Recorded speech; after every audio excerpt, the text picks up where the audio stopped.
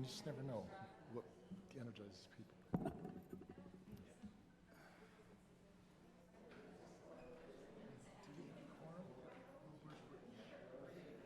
Brittany's.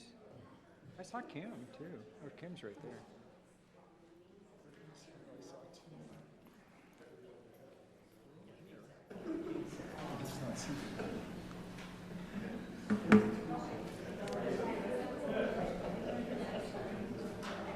Kelly, we're live.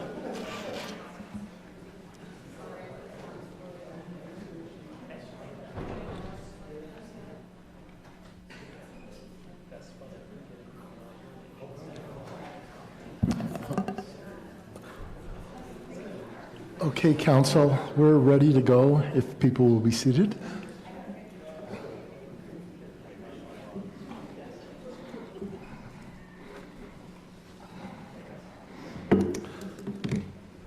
We're getting spoiled today. Warm. Okay, we're ready to start. We have everyone here that needs to be here. Erin is on an excused absence. She's at a conference this week. I'd ask Edgar Tooley, a member of the library board, to offer our invocation, and Jessica Anderson, another member of the library board, to lead us in the Pledge of Allegiance. So Edgar, if you'd come up.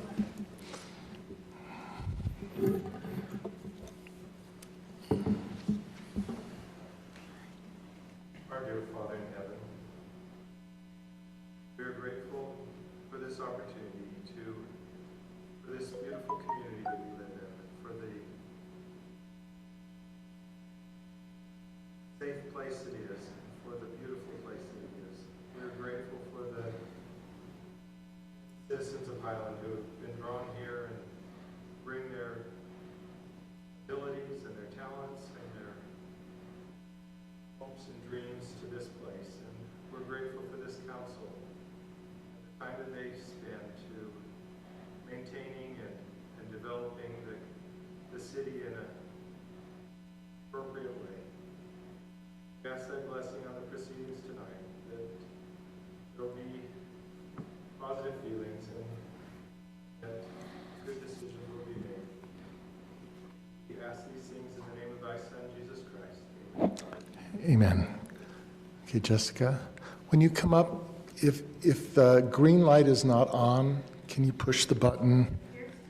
Oh, now it's really on. All right. Okay. Please rise for the Pledge of Allegiance.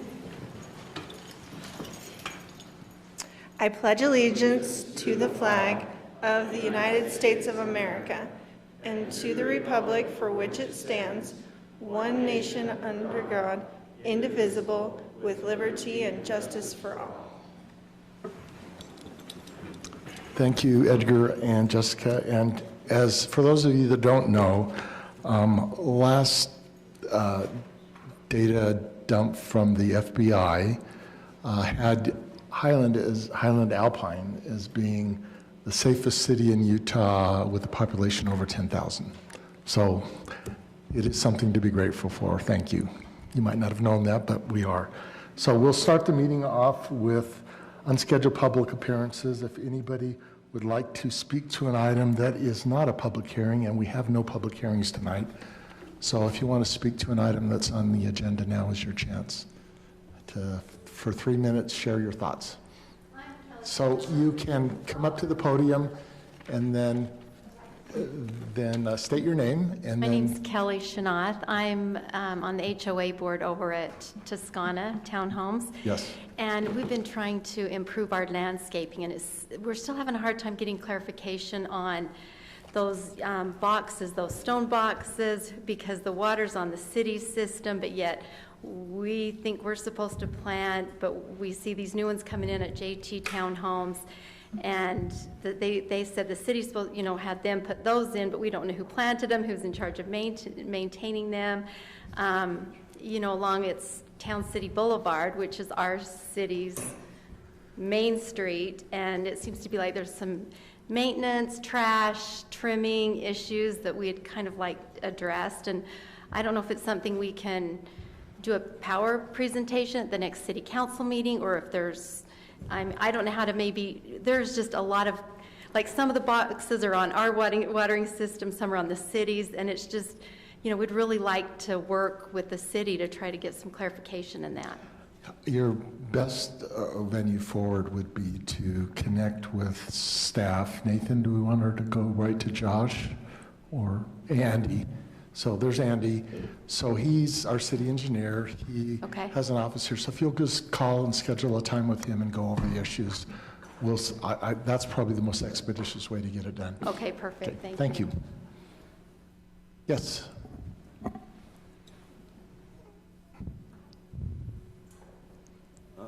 Craig Shields, and this is my 6th time, I think, here, so everybody probably knows me. We need a frequent flyer card for you or something. We need a frequent flyer card.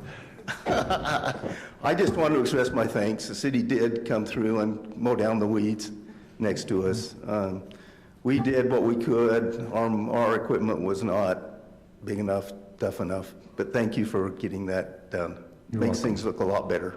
Thank you. All right. Yeah, we just need to have a punch card, and after 10, you get a prize. I think that's what we'll do. Okay. Or yes. maybe we can fix the problem. Well, it sounds like we did. Mr. Mayor. State your name, please. City Council, my name is Lance Rodella, and Madam Councilwoman Rodella, I think it's properly pronounced. Look at the clock started. Anyway, I saw that the parks with baseball fields were on the agenda today, so I wanted to just bring some information and encourage council to pay particular attention to some of the safety issues that exist at some of the parks as you're looking at ways that you can improve the parks and where to allocate maintenance funds and all that good stuff. As a background and disclosure, I represent no baseball organization myself, but I have coached for the past 6 to 7 years. I've coached Lone Peak teams, Super League teams, and regional tournament teams playing in fields all over the state and seeing different baseball fields there. We have some of the worst conditions here in Highland, not just from an appearance and a playability perspective, but from a safety issue. So to give you some examples, during regular seasons, many of the Little League kids that play at the Heritage are afraid to slide when they're stealing from one plate to another for fear of getting cut up and sliced up in their sliding attempts because the dirt conditions are so bad. We've also had some recent vandalism where fencing has been pulled away, causing other safety issues where you have metal spikes pointed all over the place and all that kind of stuff. Would love to meet with somebody to address, any particular concerns or any list items for maintenance. I have myself. I have photos, and I can give suggestions for prioritizing what needs to be done. But at the very minimum, I think giving some attention to some of the core safety issues for the boys for when they're playing to protect them and all that good stuff. Thank you. So again, Andy is going to be Mr. Popular today on the safety issues, and I agree, because if somebody gets hurt because a fence thing is poking out, that could be a serious injury, and that would be awful. So, Awesome. So we'll just connect with you offline. Okay. Appreciate it. Thank you. Next, come on up.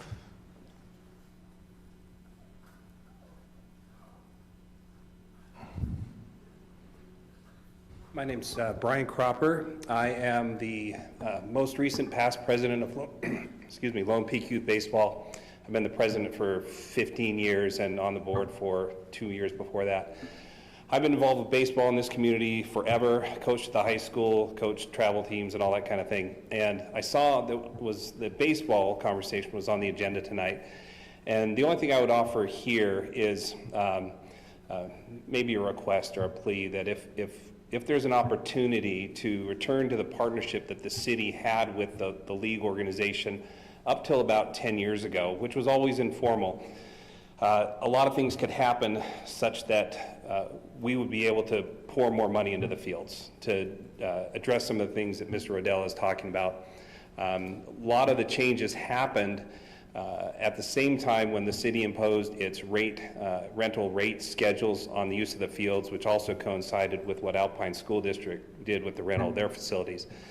But if we could open a dialogue to returning to something similar to what we did before, the field use that we had between those two fields at Highland on the Alpine School District and on the city field generated about $2,000 to $3,000 a year in income and profits from the snack shack, which were put 100% into the field use. So maybe a conversation later about who we could engage with that, having that conversation. But I know the baseball league is very much interested in going back to that. So are you talking about the two fields at Heritage Park, or? That's correct. Okay.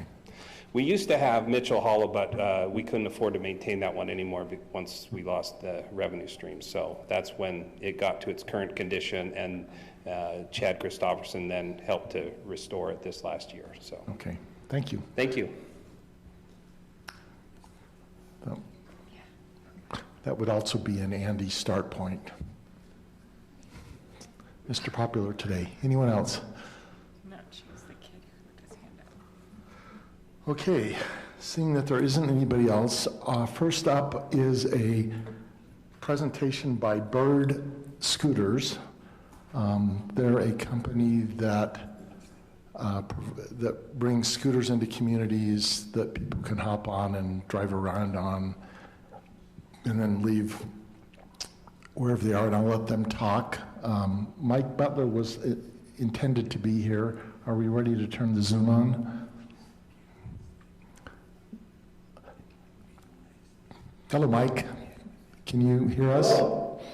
I can. Good evening, everyone. So, okay, you are up, and your slides are up, so. Mike, I'll be controlling the slides, so when you just tell me when the next slide needs to come up. So she's not. You can go on to the next one.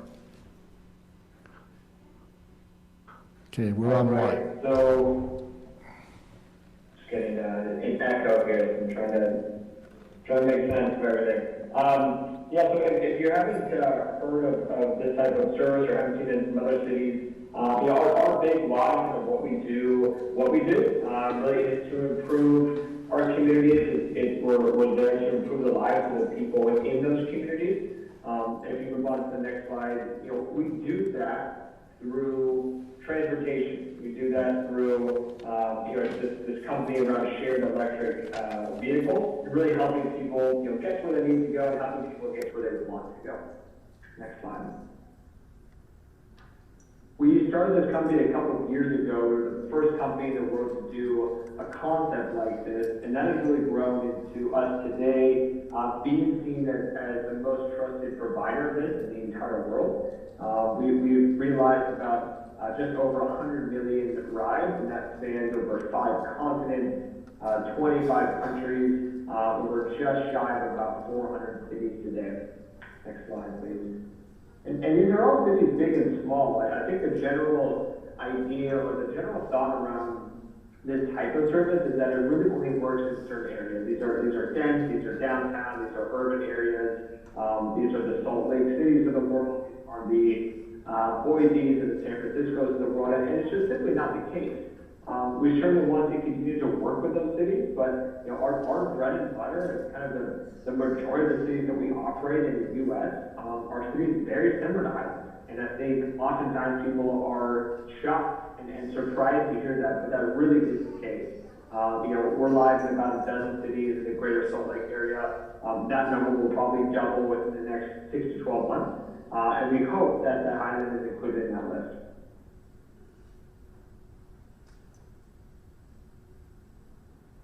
Next, please. Now, if you haven't seen this or haven't used this before, it's really simple. The service is all used via your phone. It's all application-based. So the vehicles can be found strategically throughout the city. You would have the application. You would sign our agreement. You would put in your payment information.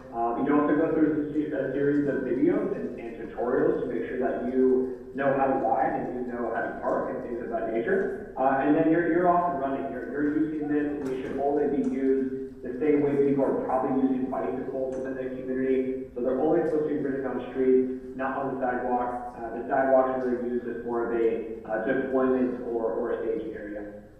Next, please. Pricing's really simple. It's about $1, or it's $1 to unlock and roughly 30 cents per minute, which is going to land you at about $6 to $7 per ride. And we also have a ton of different options. We want to make sure this is democratized, so we have a lot of discount programs available for individuals if you're in a government assistance program, if you're a veteran, if you're a senior citizen, healthcare workers actually get the ride free. So we want to make sure we open this up to make sure that it's for everyone.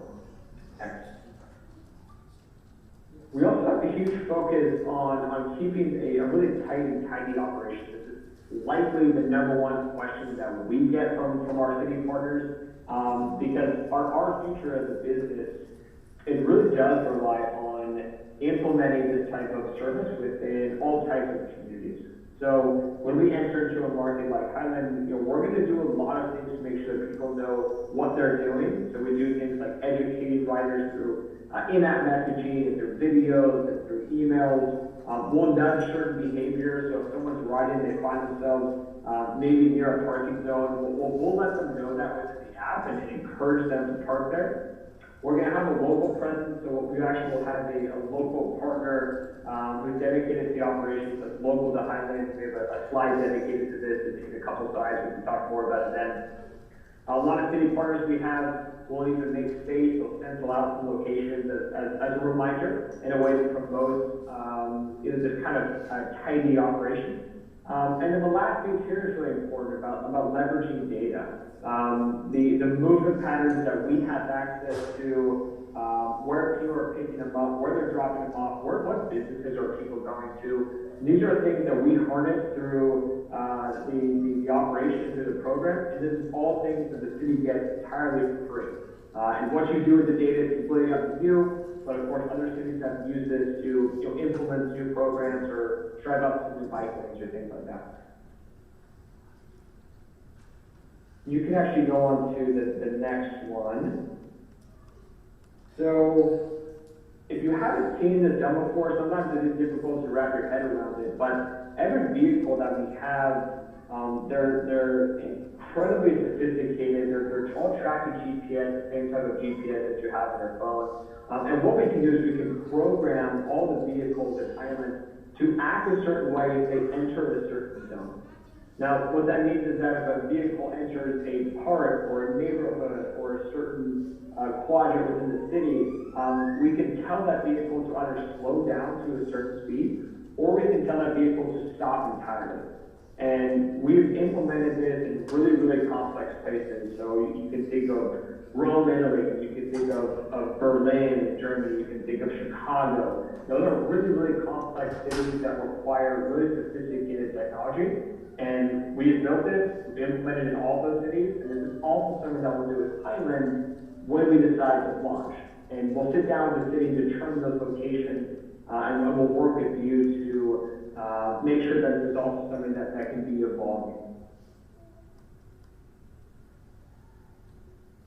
Now, I mentioned a couple slides ago kind of this local presence. So we call this a fleet manager. You can think of this person or this business as someone who's running the operation on the ground.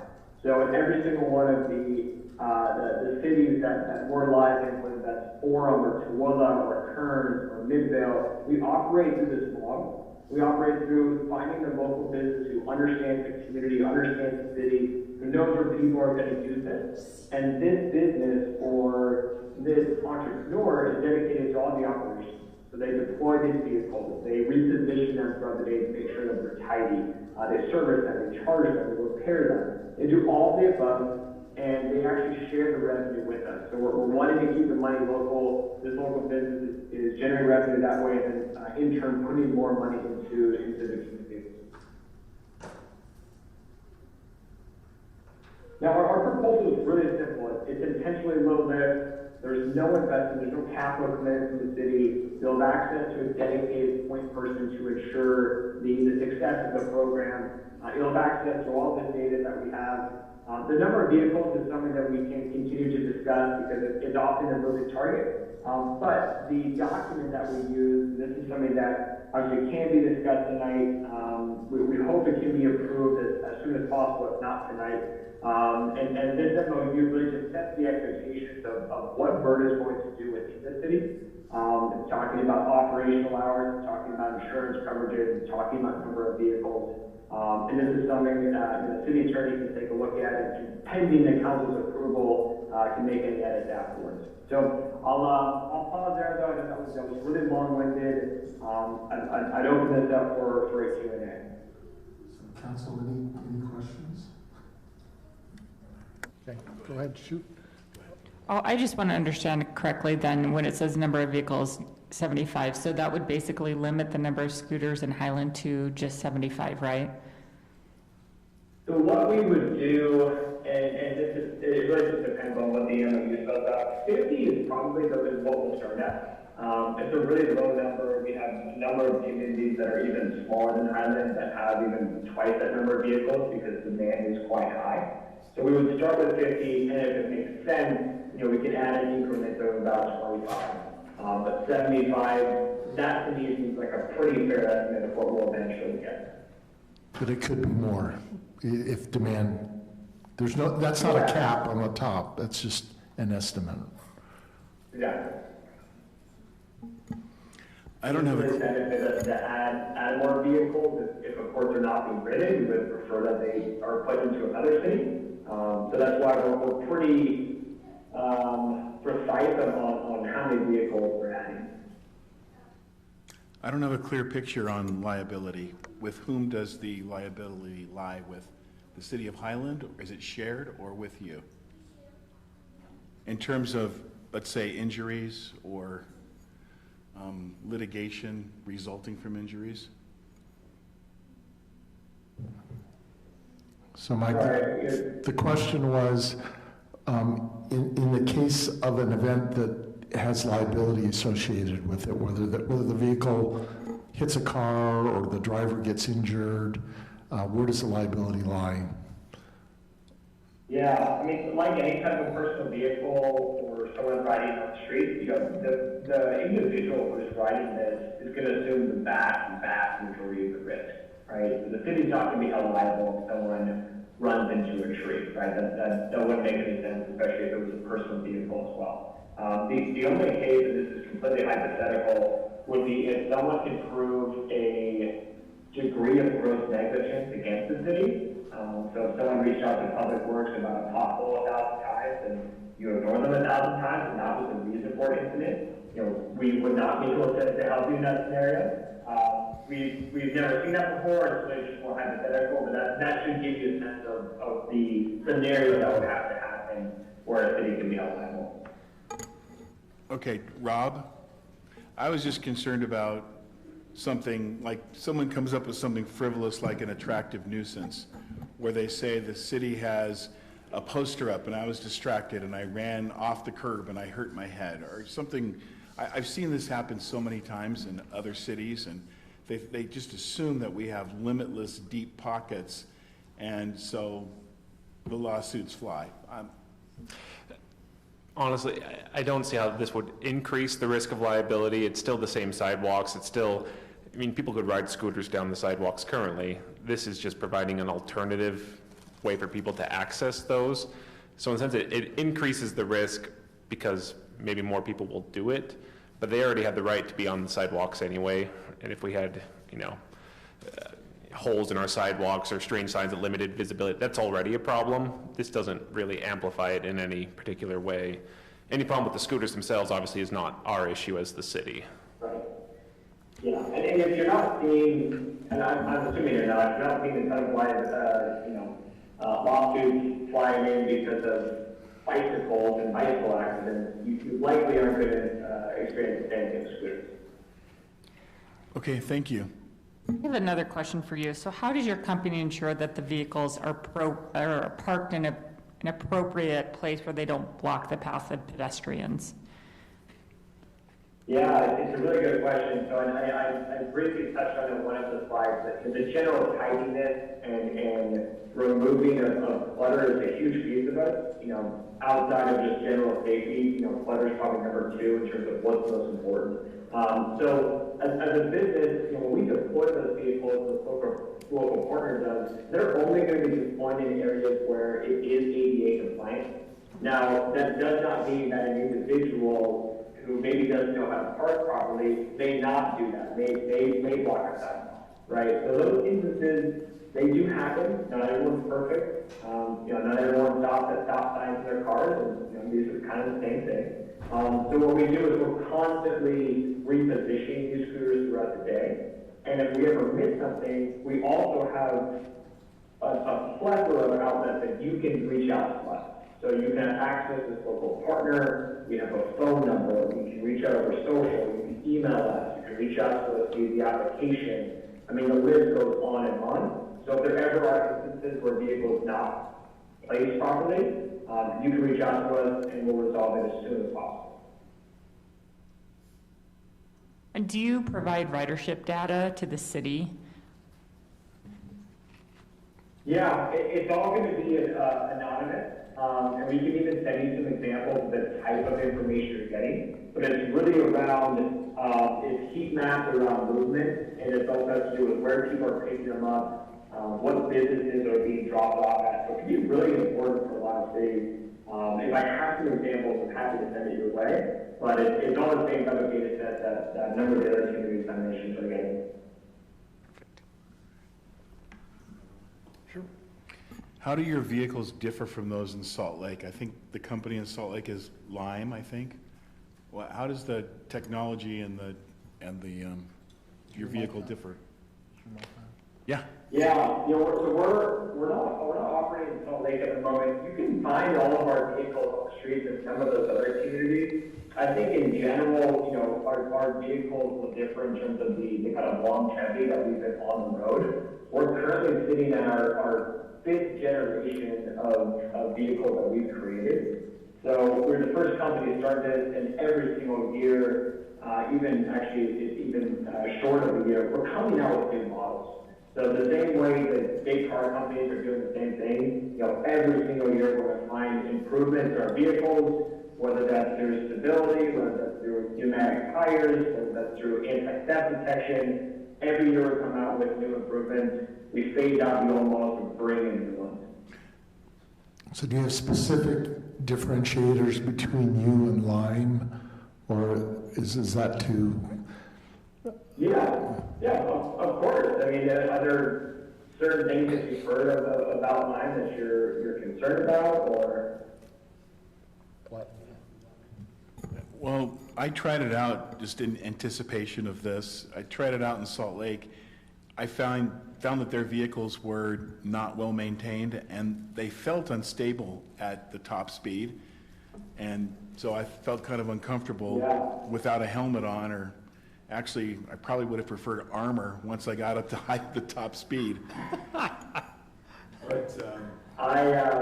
I completely agree. We actually were trying that out in Salt Lake, and I share that same sentiment. I don't feel like their vehicles are very well kept. I think in all of the vehicles that they have are a couple of years old.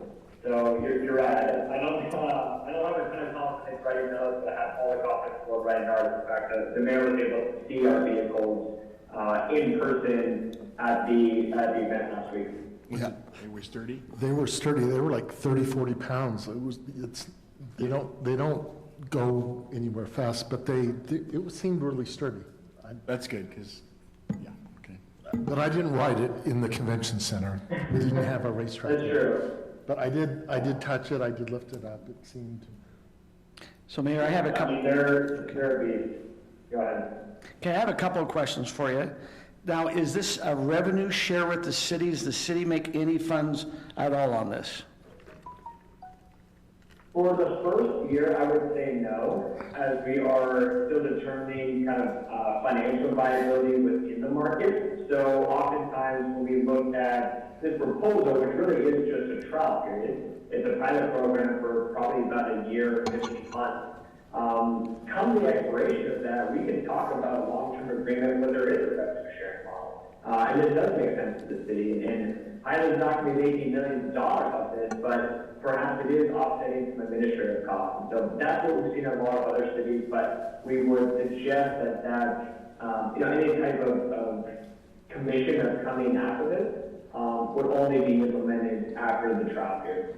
Okay, thank you on that answering. Are there any cities currently in Utah that have your scooters? Yeah, about 14 of them. Is there? I think many of them just nearby the Highland. So what you mentioned, there's several that are similar size to Highland. Who would you see that maybe would be very similar to Highland?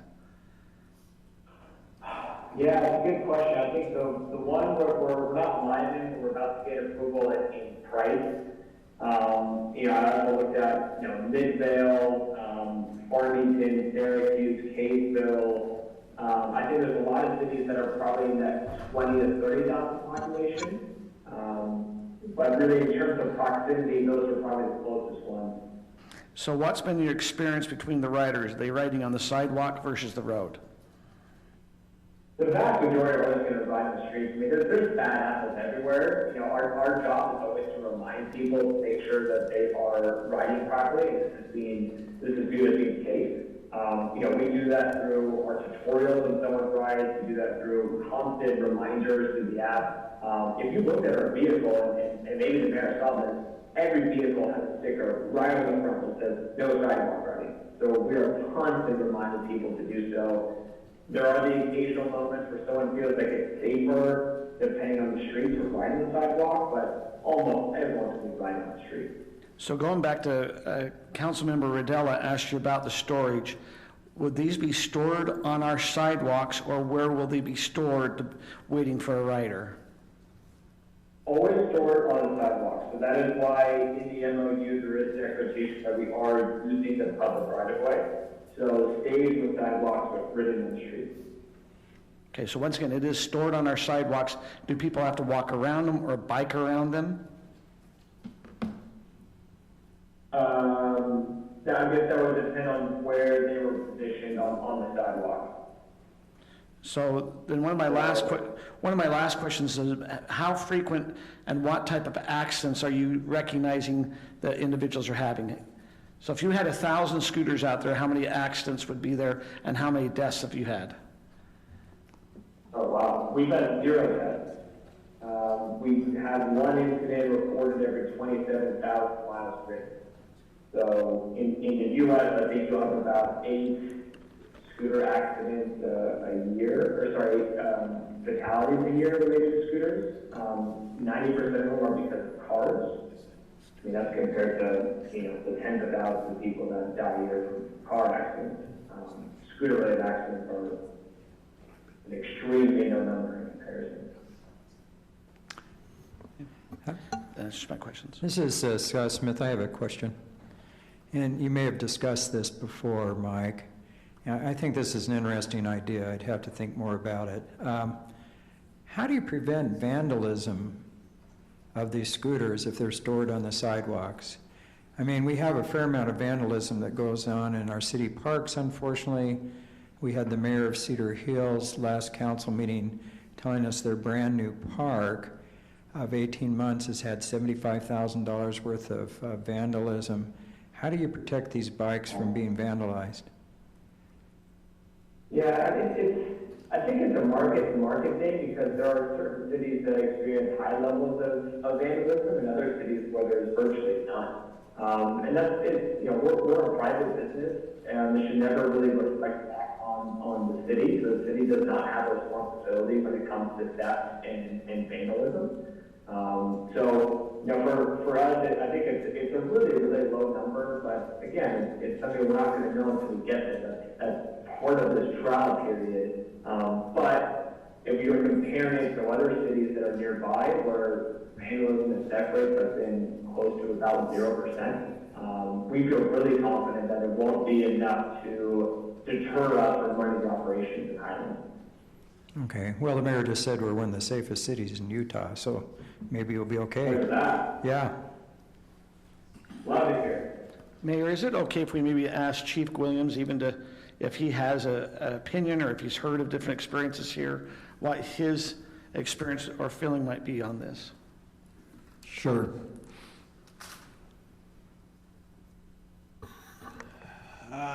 I don't have much input on these particular scooters. I have seen them in other cities. I have talked to my counterparts in law enforcement in other cities, and they do provide a valuable service to some of the residents, and other residents hate them because they think they're in the way when they're on the sidewalk. So it's kind of a, you know, it depends on who you talk to. So that's about all I have to offer. Okay, if there are no other questions, and I've talked to Mike about this, there's an MOU that we would need to approve. We can't do that tonight because it was listed as a report, not an action item. I would invite you, Mike, if I will share your phone number and email with council, and then if anybody has questions, they can interact with him over the next couple of weeks. And then when we bring it up for the MOU, we should be able to resolve it pretty quickly one way or the other. So I would just invite you to interact with Mike and between now and our next council meeting. Okay? Anything else? Thank you, Mike. Very informative. Like I said, I did touch the vehicle. I don't know if you saw it there at the convention center. Anyway, a solid, sturdy vehicle. Didn't ride it. And, you know, my view, this is a private business, and if it works, great. I'm one of those people that when we spoke initially, it was really challenging. It would work here in Highland. You know, we don't have a big urban area, and we do have trails, and I suppose if people wanted to get down the Murdoch Canal and go speed racing, that's a possibility. Well, I've even used them in St. George, and it's pretty fun just having them parked at a park and using it. I'm just thinking Mountain Ridge Park, going around that trail, Wimbledon Trail, that's a mile trail. Just, I mean, I'm sure the people would love that, but. I guess you could sponsor races. Anyway, lots of opportunity. I look forward to council interacting with them in our next discussion. Thank you very much, Mike. Great, thanks everyone. All right. I can see Edgar is just anxious to jump up here. So library is next. I assume it's Edgar and maybe Donna, but you're welcome to come up.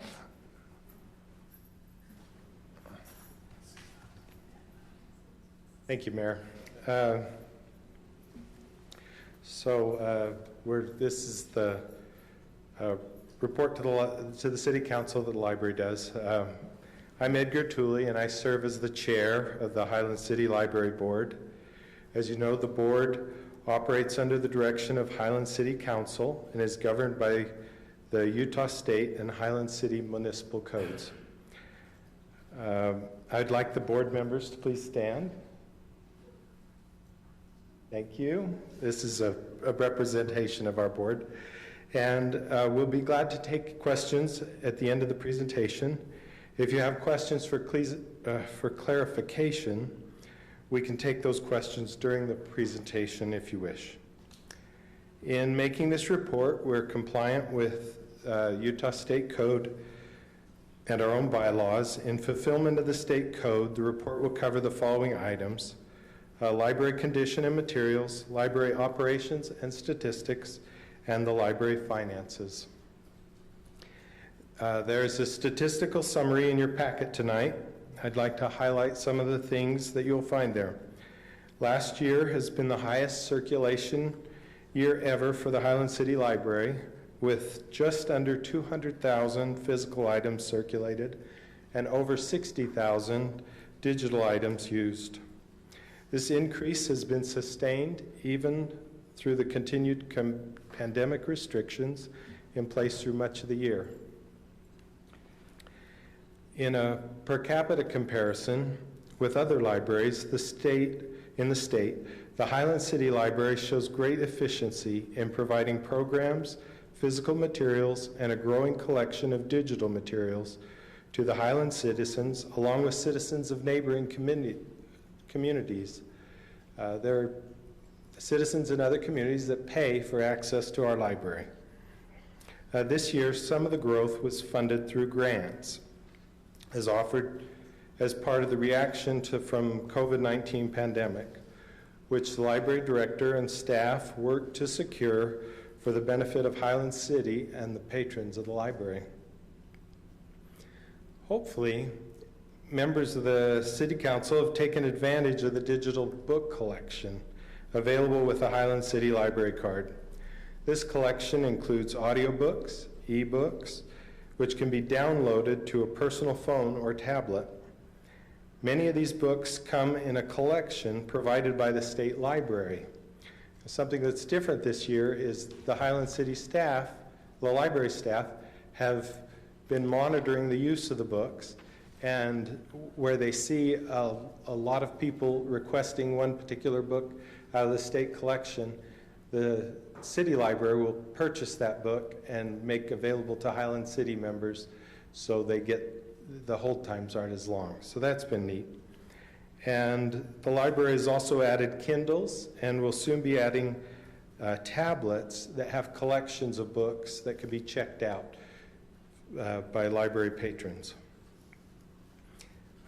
The physical collection of books in the library stacks continues to be a challenge to balance the needs of the patrons with this available space.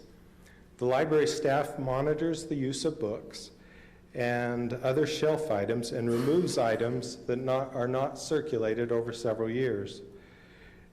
This may make the collection of the library less diverse than it could be with a larger space, but statistics show that the material on the shelves is getting well used.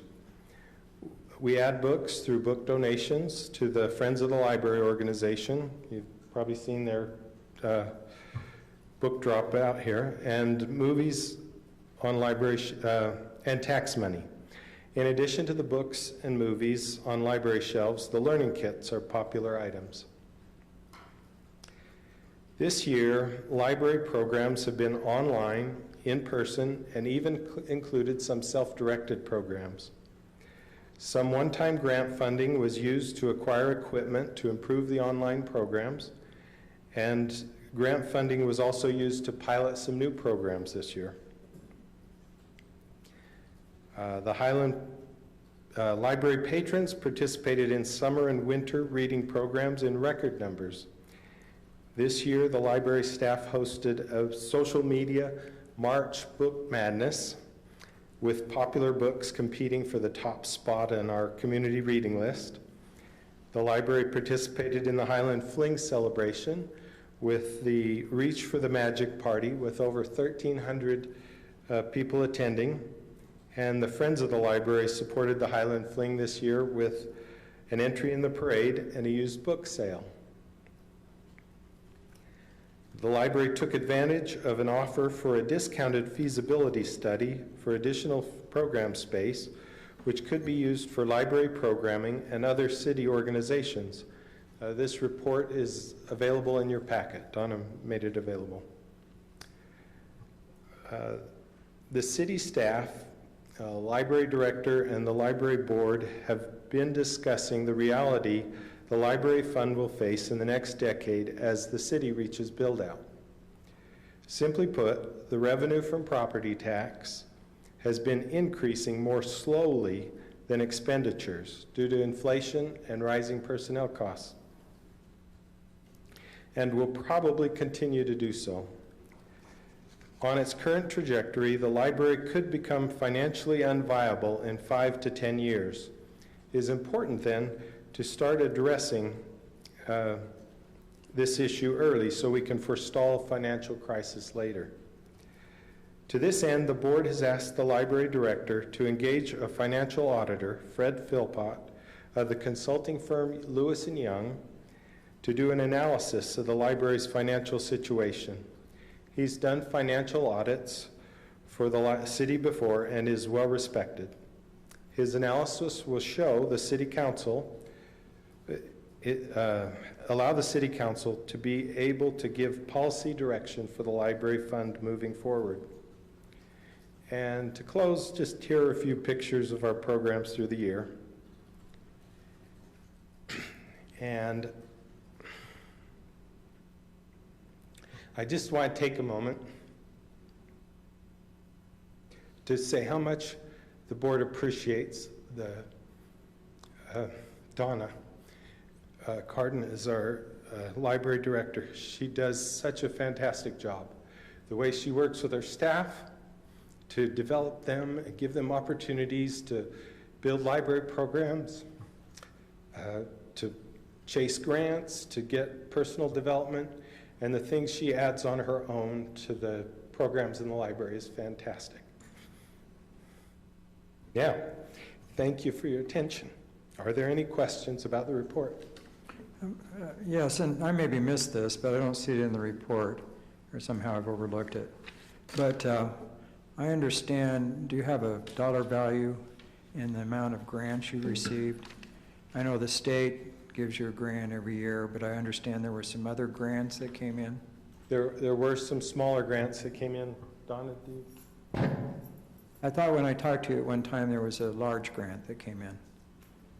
So in the past 12 months, the library has obtained over $20,000 worth of grants. 20,000? Mm-hmm. Yeah, we got a large lump sum to use just for collection, $12,000, and then we have received 2 competitive grants and another that was a kind of an automatic grant. So 4 grants in all, over $20,000. And where did those grants come from? So through the state library and through ARPA money and COVID money, to the National Institute of Museum and Library Services. Okay, thank you. Thank you. Edgar, I thought this was an awesome report, so thank you. A question I had is I appreciate your numbers. It shows the total card holders, then the total card holders in Highland. Do you have any idea what that represents household-wise? Like, I don't know if you're saying, hey, if those, we have 1,100 households in Highland that have cards. Do you have? Card? I don't think we have. Oh, she does. She's amazing. Yeah. Yes, quarterly I do a count of how many households in Highland have cards. I'm just pulling this from my memory. It's around 4,200 currently. That goes in the weekly report. I've seen that in the weekly report that Nathan puts out. Yeah. It gets in there. Yeah, the residents' cards are 4,229. I was just wondering if you had an idea what that represented household-wise in Highland. Oh, okay. So I knew had that number in my head. There are about, out of those 600 are non-resident cards, so the rest are resident cards. How many households have a library card? Oh, how many households? See, I do the Because number. I've asked for that, and you give me that information. I do it every quarter. I don't have it on the top of my head. That's fine. But I can send it out to you this week. Thank you. It does appear with the numbers of outside of residents' cards, there's about 14.5% of those cards are from outside of the Highland area. Are majority of those coming in from the Alpine Cedar Hills area, or where are they coming from?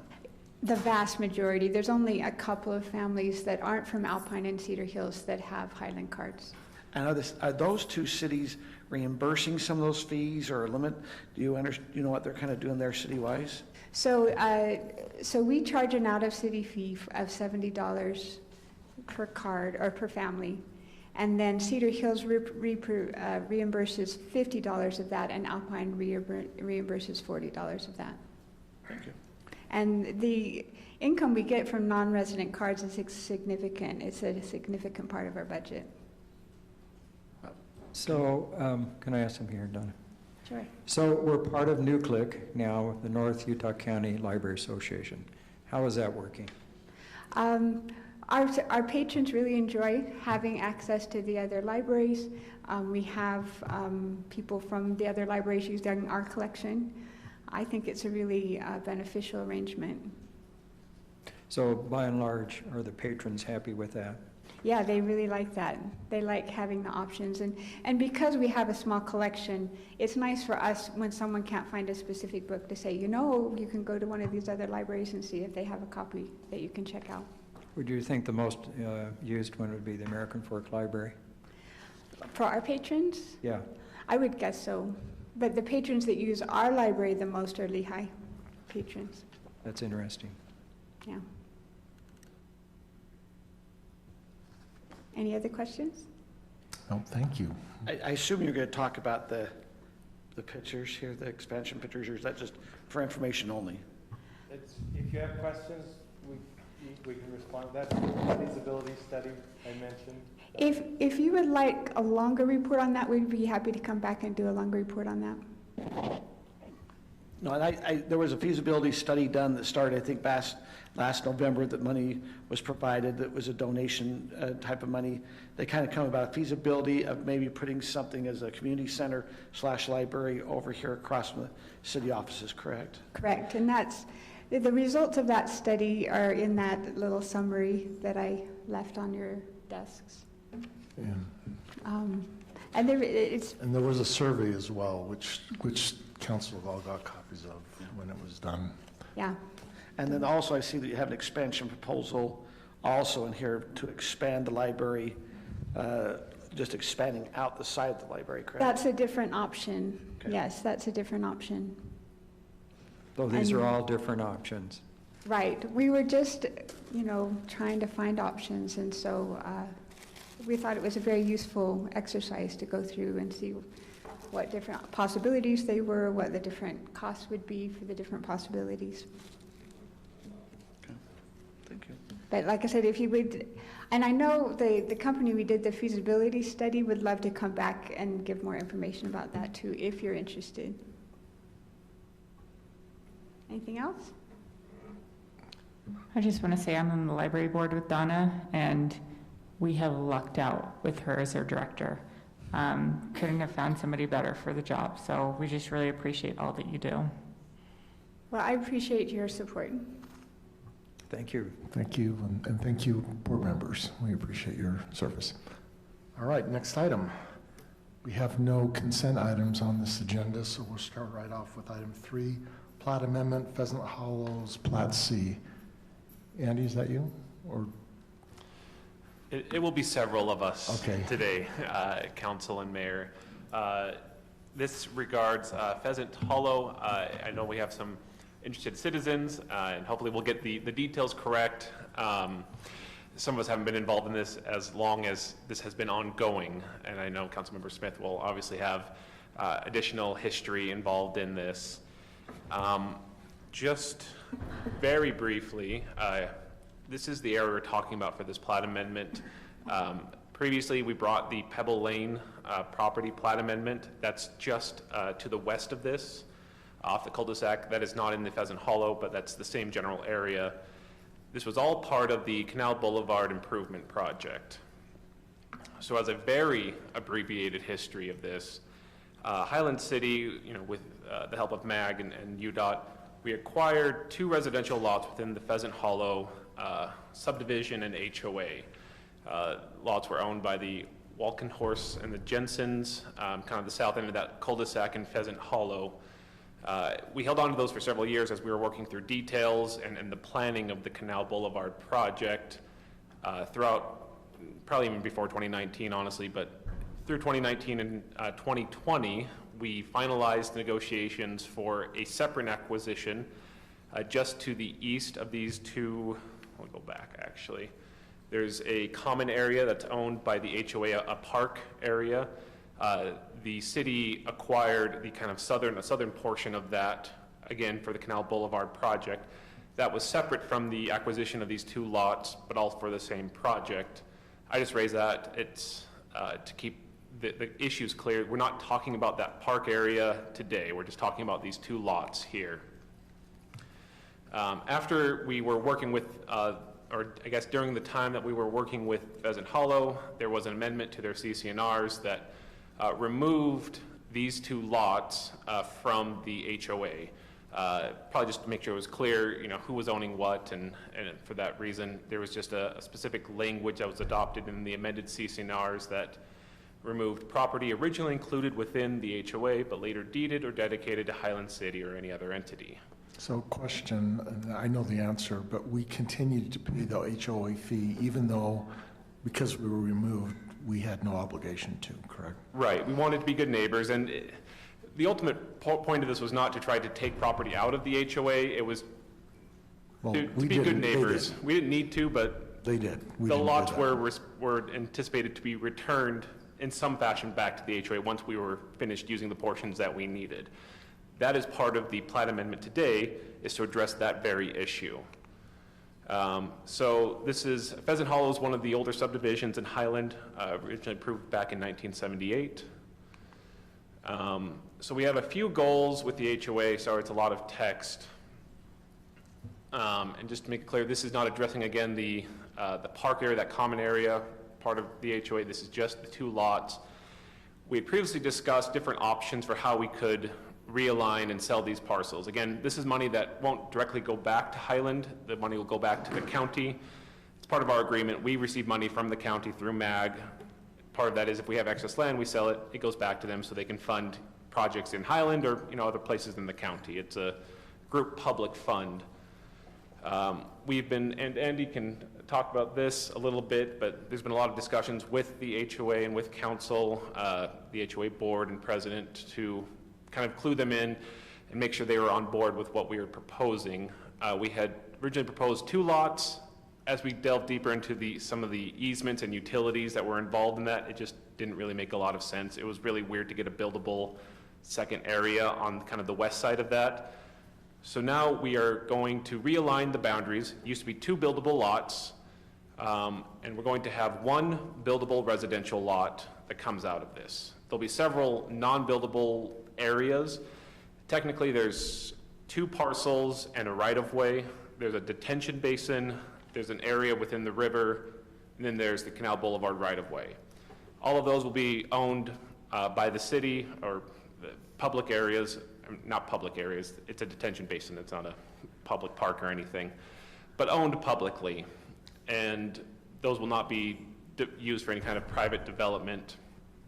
Also, as part of this, we're identifying a lot of the easements. Back in 2016, there was a BYU golf training facility to the south, and certain utility lines were run through this area. So part of the parcels you will see will include those utility easements and call them out. And then finally, we want to reincorporate that residential lot back into the HOA, so it's clear that that lot does belong to the HOA, is subject to their CCNRs, their declarations, bylaws, and all of that, and will pay the due going forward. So those are the overall goals of this plat amendment. So you can see the lot 1, that's the buildable on the east side there, 31,000 square feet, more or less. There is that easement on kind of the southern border for utilities. Parcel B is the river, just right on the right side of that, the east side, just retained by the city to protect the river, make sure nothing happens there. To the south is the major right-of-way that's being retained for Canal Boulevard. And then finally, our big parcel, the detention basin. We'll be doing some improvements in there, rocking it, improving it, adding in a driveway for access, putting up a fence. And if you have any questions, Andy can address kind of the details of how those improvements in that area will go. As part of the plat amendment process, this is a little unique just because of how the HOA has worked, more the kind of legalities of taking property out of and then putting it back into the HOA. There's an additional little signature block that's part of the plat, just to make it clear to everyone going forward that the HOA is re-accepting this back in. There's also a line in the dedication by us as the owner, the city as the owner, that rededicates Lot 1, the buildable lot, back to the HOA in terms of being subject to its declarations, bylaws, etc. So the HOA will sign off on this as well as all of our normal other approvals. So we will do this before it is sold, before we sell it? Correct. Okay. We won't sell it until this is all finalized. This is what we will sell once it's all done. Here's just overview. It's been in the staff report as well, but you can see the utilities that run through the area. There's a good number of them. One thing to note, there was a slight adjustment on that west side. You can see that red line that kind of runs at a sharp diagonal. That was the original property line of that western lot, the Walkenhorst's old lot. As part of the Pebble Lane, we owned this property, and immediately west to it, that was the Pebble Lane property. Just to fit the detention basin in appropriately, we shifted some of the property out. That's already been addressed. This is just making sure you've seen that. You can see the multiple lines running through the middle to the BYU facility. And then I think that's storm drain that's on the south side. That's where that easement that is retained on the south side of the buildable lot. And then the river on the other side. So I think, great. So I'm going to leave this up because I'm sure there'll be some questions. I want to make sure it's clear. We're happy to talk through any questions. You've got a lot of us who've worked on this. So what can we address? I need to clear my conflict of interest because I work, or I not work, but I live in that neighborhood. And do I need to recuse myself? No, this is not to any way your benefit. So it's kind of interesting because I've been kind of fielded a few questions from the neighborhood and things, and certainly I think basically everyone's pretty happy with agreement here and that, but there were some questions. Then I've got kind of mixed messages a little bit from my neighborhood because I talked to the association president less than 2 hours ago, and he seemed to be on board with everything, the new association president, but when I came to the meeting, there seemed to still be a lot of questions and concerns. So I'm just going to ask a few things just because. So my understanding is the properties that border on the river, actually their property lines are in the middle of the riverbed. So I was just curious why the city wants to retain the riverbed as city property when my understanding in the past is that was always part of that lot and also part of the HOA park, if I'm not mistaken. So I'm just curious why the city wants to retain the riverbed down there. And I'm just curious, is it because I have a campaign sign right above the river, or is it? I have to take it down now. No, actually, no connection there. Oh, okay, I'm just teasing. Yeah, no, the thought behind owning the river in this case is we now have a condition that we never had before, right? So before you had the river that passed through and kept going. Now we have a structure that's on the on the new Canal Boulevard there. The bridge. The bridge that we'll have to own and maintain, right? So we've got the responsibility for maintaining that. And so the thought was, since we own it at this point, it would be better to retain that river corridor to allow us to access and maintain that bridge. Because even though easements do give us permission, ownership in that regard is there's no real question, as to, well, are you on the easement or are you not? If we own the river, then we'll have the ability to get down in there and take care of what we need to take care of as far as the bridge. So it's fairly simple. Just, you now got a bridge and just keep the property to take care of it. What's that? So how are you going to access it if you need to? Is it you're going to have to drive in and drive along the fence? Or are you going to access the river at a different point? Yeah, the proposal would be, if we have to access that, we would drive down the southern portion of the new lot that we're selling off. Now, if it's something major, it can be something minor, where we just need to get a tractor over there to get some kind of blockage out, or it could be something major where we're going to work on it, do some major structural rehabilitation. If we're going to do some major structural rehabilitation, we'd probably take down fences access it from from the roadside. But if we're gonna just get in there and unplug it or do something more minor, we would access down the storm drain corridor that's in the southern portion of the new lot. So on that easement along the east-west corridor fence, the owner of that property, what are they going to be able to do with that area? Are they just going to be able to put lawn or zero escape or something? They can have lawn. No permanent structures? They can have concrete pads, they can have lawns, they can have shrubs, etc. But the plat does restrict sheds, and like a tough shed, or it restricts trees and sports courts, those type of things that we one wouldn't be able to drive across, or that would make it more difficult to maintain the storm drain. So, but they can have kind of more of a just traditional lawn area in that area.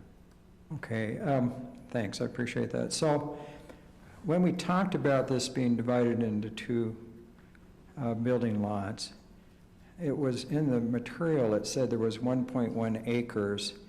Now, Mr. Patterson is saying that the buildable lot will be 31,000 square feet. I mean, that's quite a bit of reduction. Is that because of the easements, or that on the west side by the detention pond? I mean, that's kind of a dramatic drop in square feet. On the screen is the way it sorts out as far as area. So you've got 31,000 square feet in the proposed lot. You've got 23,000 square feet in the basin, and then you've got 3,000 square foot in the river. So before, when we were looking at two lots, we were looking at the river parcel and about half of that detention basin area being in that lot. So it's the river parcel lot and... River, and then it's the fact that we're keeping the front half of that, or the more easterly portion of that detention basin lot because of all the utilities. So the slide that you had that showed where those utilities were might be good to look at. If we could go to, there you go. And Kelly, if you can trace that utility area, or just kind of circle it. Yeah, so you've got all that area that's kind of going to be forward of the basin. The map shows, where the contours are for the basin, so you can kind of see those. Those are kind of the brownish, grayish lines. And so before, when we were looking at the two lots, we thought, we would be able to, put basically all the area forward of that. When I say forward, meaning towards the lots of the detention basin area. So if you look at that, that's actually a pretty big area. Right. Map there. So who's going to maintain that? Well, initially the city will maintain it. We have discussed with one of the adjacent neighbors the possibility of doing at least a maintenance agreement, our standard maintenance agreement on a portion of it. And then the thought is this lot's kind of, we've put as much as we could in private ownership, but where this proposed lot is going to be directly adjacent to that utility corridor, the thought is that likely whoever ends up buying lot one will want to do a maintenance agreement on a portion of it too. And so we would certainly welcome that, because we think the neighborhood will be much happier if the area that's outside of the direct detention basin is maintained by one of the lot owners. That way it will look and feel like it's one of the lots. But initially, as we finish out the construction, we're going to put the landscape rock so that we can do something to keep the weeds down. And then, we have spoken with the Shields about, they've expressed interest that they'd like to maybe do a little bit of a maintenance agreement on the portion that's adjacent to their property. They're certainly not, that's not what we're discussing tonight, but they've expressed interest. And so we would be hopeful that as somebody buys that lot and moves in and does their landscaping, that I'll look at it and think, gosh, I'd like to incorporate that in my yard, because our need to access those utilities is fairly infrequent. And so they could have a very nice enlarged yard area and have that enjoyment, and the neighborhood would be, I think, quite pleased to have that maintained in that condition and that look. Well, I've heard nothing but good things about your negotiations and different things in the city, and I appreciate that. Rob, I just wanted to ask you some questions. You said there needed to be some minor clarifications. I understand there was an issue with how this was, the plot was basically registered and different things. I didn't quite understand. Mrs. Wadsworth understands that, but we had it under the wrong name or something, I don't know. Oh, there was we had the name of the HOA. I think we wrote it initially as Pheasant Hollow HOA, and it's really the Homeowners Association of Pheasant Hollow. We had a typo of the order that the words went in for the HOA, and we had to correct some, the plat was Plat C, and it needed, or Plat B needed to be Plat C, because there already was an amended Plat B for one of the places. Something else, Kelly? Or are we going to straighten all that And out, I just assume? adding the label planned unit development after calling out the original plat. That was another comment that came from the HOA. Okay. Just to clarify, this was all part of the PUD that was originally approved. So, one question, and I don't know whoever can answer this, but there are a fair amount of water rights to this property, or water, not water rights, but shares in the irrigation company. The irrigation company is privately owned and involves two neighborhoods, Quail Hollow and Pheasant Hollow. Has there been any discussion about what happens there, or is that? There has been a bit of discussion, and Andy, feel free to jump in if I missed anything, but the private water company, we're not using any water from the private irrigation companies or the private water companies for the city parcels. We'll be using city water to the extent we need anything. So in that way, we're not affecting the private water ownership. There's not, and we didn't condemn or take any water shares with either purchasing these lots or even the common area that was acquired by the city. With water rights, Utah has a whole set of rules and laws about how water works, and among them are rules regarding beneficial use, where water that's not being used productively reverts to the state. Water rates are also set based on maintenance costs and expectations, as we have done with cities' water usage. Theoretically, the removal of property that was once watered by or through a private irrigation company could potentially affect that. I don't think the impact would be major, if any. There's less land that's now being watered, so maybe there's a little bit less need for a certain number of water shares, for example. Or as for fees, ideally, there should be less maintenance costs on behalf of the irrigation company, but also everyone else has to share in whatever cost the company has. So that could theoretically impact it. I don't know that the city has any way of addressing that, as those are all private matters. But have I missed anything, Andy? I think generally, when you look at a general sense, and most of the agencies in the state, when land is acquired for a public purpose, they generally look favorable on it. So we're the Division of Water rights to come and analyze the beneficial use of the water company.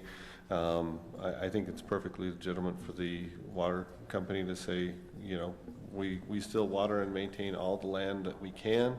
The city acquired this land for a road, for a public purpose, and yes, it's not watered, but it wasn't like a voluntary reduction from the irrigation company, and I believe that the state would, were they to come, I think it's very unlikely that they would come, and they would, at this point, the rights have all been proved up on. The irrigation company's been in operation for years and years.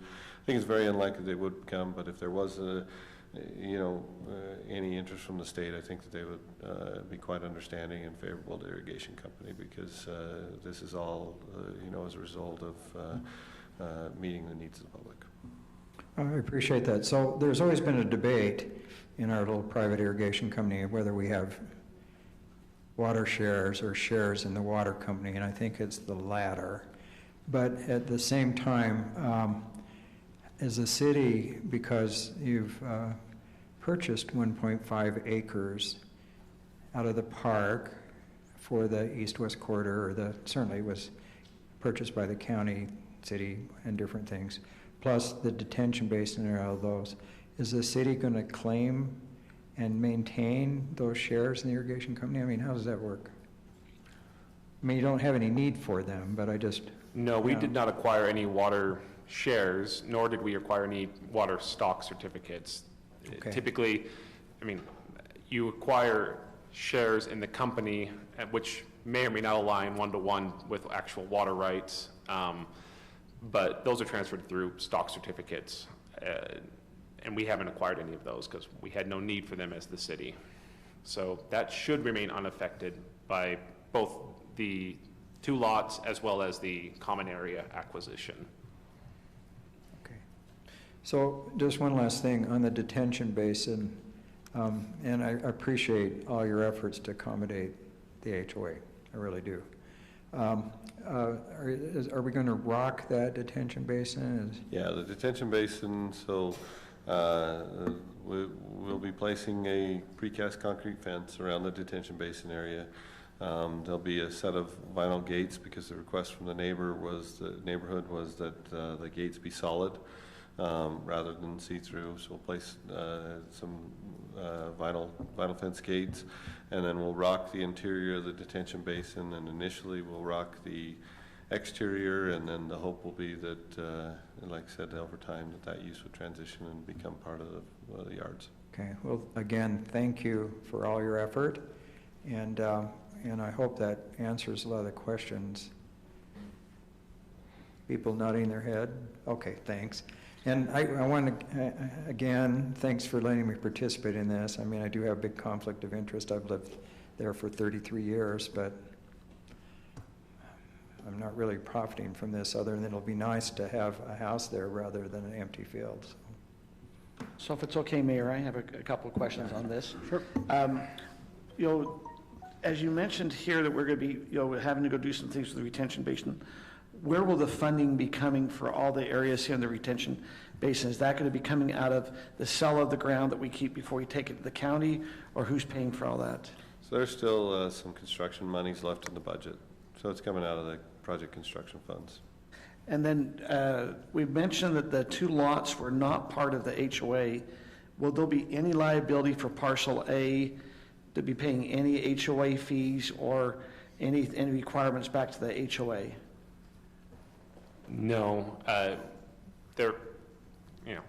whatever we've been doing as being good neighbors for the HOA, going forward as this plat is approved and signed off, there's a specific call out that the parcels A and B, the non-buildable parcels, will not be subject to any declaration, bylaw, assessment from the HOA. And then I noticed, Andy, we have in the green line here, it's the blue line, I believe it says future pressurized irrigation line. Where, I don't believe Pheasant Hollow has pressurized irrigation down there. So where's this line coming from? Are we taking it across to the golf course, or are we bringing it back for this property? So when the city constructed Canal Boulevard, and we'll chalk this up to, hopefully something that's never needed, in that we hope that Pheasant Hollow's well and irrigation system continues, in perpetuity. But because it was kind of a one-time chance to get a stub in there, we put a stub under the fence into this area. And so as we looked at what we were saving in the lot, we said, well, if we put a stub in here, we ought to save a corridor so that if it's ever needed, for any reason, we have a corridor whereby we could extend the pipe. At this point, there's no plans, Pheasant Hollow, there's no interest in it, there's no need for it, but we'll call it the rainy day plan, that if and when it's needed, we have a way to answer the need. That's my questions. Any other comments, questions? You want to go to the... So I guess at this point, we can move to do one of 2 things. Approve this agreement subject to any final resolution between the city engineer and the city attorney and the HOA. Or we can continue it until we formally approve the plat for sale, which hopefully will be next council meeting. if I may, just a little bit of input. The first one, the reason for the engineer and attorney technical edits, I think we've gone through 3 different revisions today, just clarifying minor details on the plat. It's just in case we missed another typo or something, we can correct that. But if the council would prefer us to bring back, we can do whichever you would prefer. Do you think the motion covers what needs to be done? Yes, I think all of the details are agreed to. It's just if we missed something, you know, a word on the plat, we can fix that without needing to bring it back to the council. I'd like to do the proposed motion. Sure. I move that the city council accept the findings and approve Pheasant Hollow Plat C, subject to the city engineer and city attorney addressing any necessary technical edits. Is there a second? I'll second it. Motion by Kim, second by Tim. We are doing electronic voting. Well, let's hope and pray. Does it work? Yes. I'm just yes. So Sorry, let's, didn't get it up in time. okay, that passes unanimously. Let me make a suggestion. I saw Chad drop in. He's item 6. I would propose that we move his item up next, just so we don't make him stay later than he needs to stay. Is that okay? Yeah. So that the next item would be item 7. We rearrange the agenda so the next item is item 7 instead of item 5. Chad, are you okay with that? Yeah, that's fine. I'd like to make you stay longer, but that's a bit punitive. So with that, we're moving to item 7. And Nathan, are you kicking this off? Oh, no. No. Yes. Mayor, if you... No, I'm item 5, not item 7. All right. We're jumping to 7. Okay. Kurt, ready? Okay, so as the council aware, Chad has graciously been working on the reconstruction of converting the grass infield to a dirt infield at the Mitchell Hollow baseball field. There's some additional improvements that he is proposing, including, and I'll let him describe those. He's much better at describing those than I am. I'm not a baseball expert. Last time I was involved, I got hit in the head, so that that kind of it was a turned me off terminal on baseball. experience. What was that? It was a terminal experience. Yes, very much so. And we'll go from there. So really need council direction on how you'd like to move forward. And Chad, you want to step forward and talk about plans and for Mitchell Hollow and maybe Heritage, if you want to talk about that also. Yeah. Sorry, I had football tonight, so I just came from that. But well, the main field that we've been doing is Mitchell Hollow. So we took out, I don't know, probably 8 inches worth of dirt and then brought in new dirt. So it'll be good. The biggest concern I have is there's snowmobiles during the winter, and there's motorcycles right now and little kids, and they just destroy the base. So we suggested that we put a fence around it. And when we do that fence, we'll put a batter's eye on the back, which it doesn't have right now. We'll put the foul poles in, hopefully just lock it down. And then when people want to use it, they can come to you guys and get the key or whatever. But that's kind of the main thing, because it's really a good place for it. It's just, we just need to maintain it. If we don't, it's just going to be like every other field we have in Utah County, not necessarily Highland, but so that's kind of where we're at. So you're proposing to move the backstop back a little bit to make it longer, Yeah, to accommodate other great age groups. Yeah, I suggest we move it back so we can get to at least 13U, and then have some temporary fences that'll go into the shed that we can use. The funnest part of baseball is home runs. So when 8-year-olds or 9-year-olds go in and the fence is $250, not much you can do, but we can just put up temporary fences pretty easy. Just need to have them, and we'll have that available. So, And so you'd have a gate to allow equipment in to mow the grass. Sure. Right, and Yeah. then you'd have a person entrance, right? Yeah, With yeah. Yeah, for sure. With a locked thing, or just a pole so that a person could get through but not a bike? The problem we have with that is when it gets wet and people go in and they walk around, when it dries up, you have these big holes. Right. The only way to fix it is to pull the nail drag that we have and then go with the regular drag, and even then it kind of takes a little bit of time.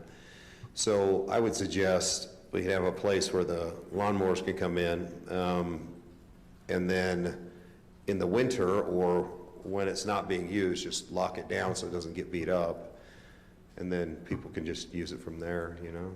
I mean, it's there for people to use. It's just, it's not there for motorcycles, which has been one of our biggest problems right now. And then, you know, little kids go on it when it's wet and just tear it up. So snowmobiles will be really bad on it too, but.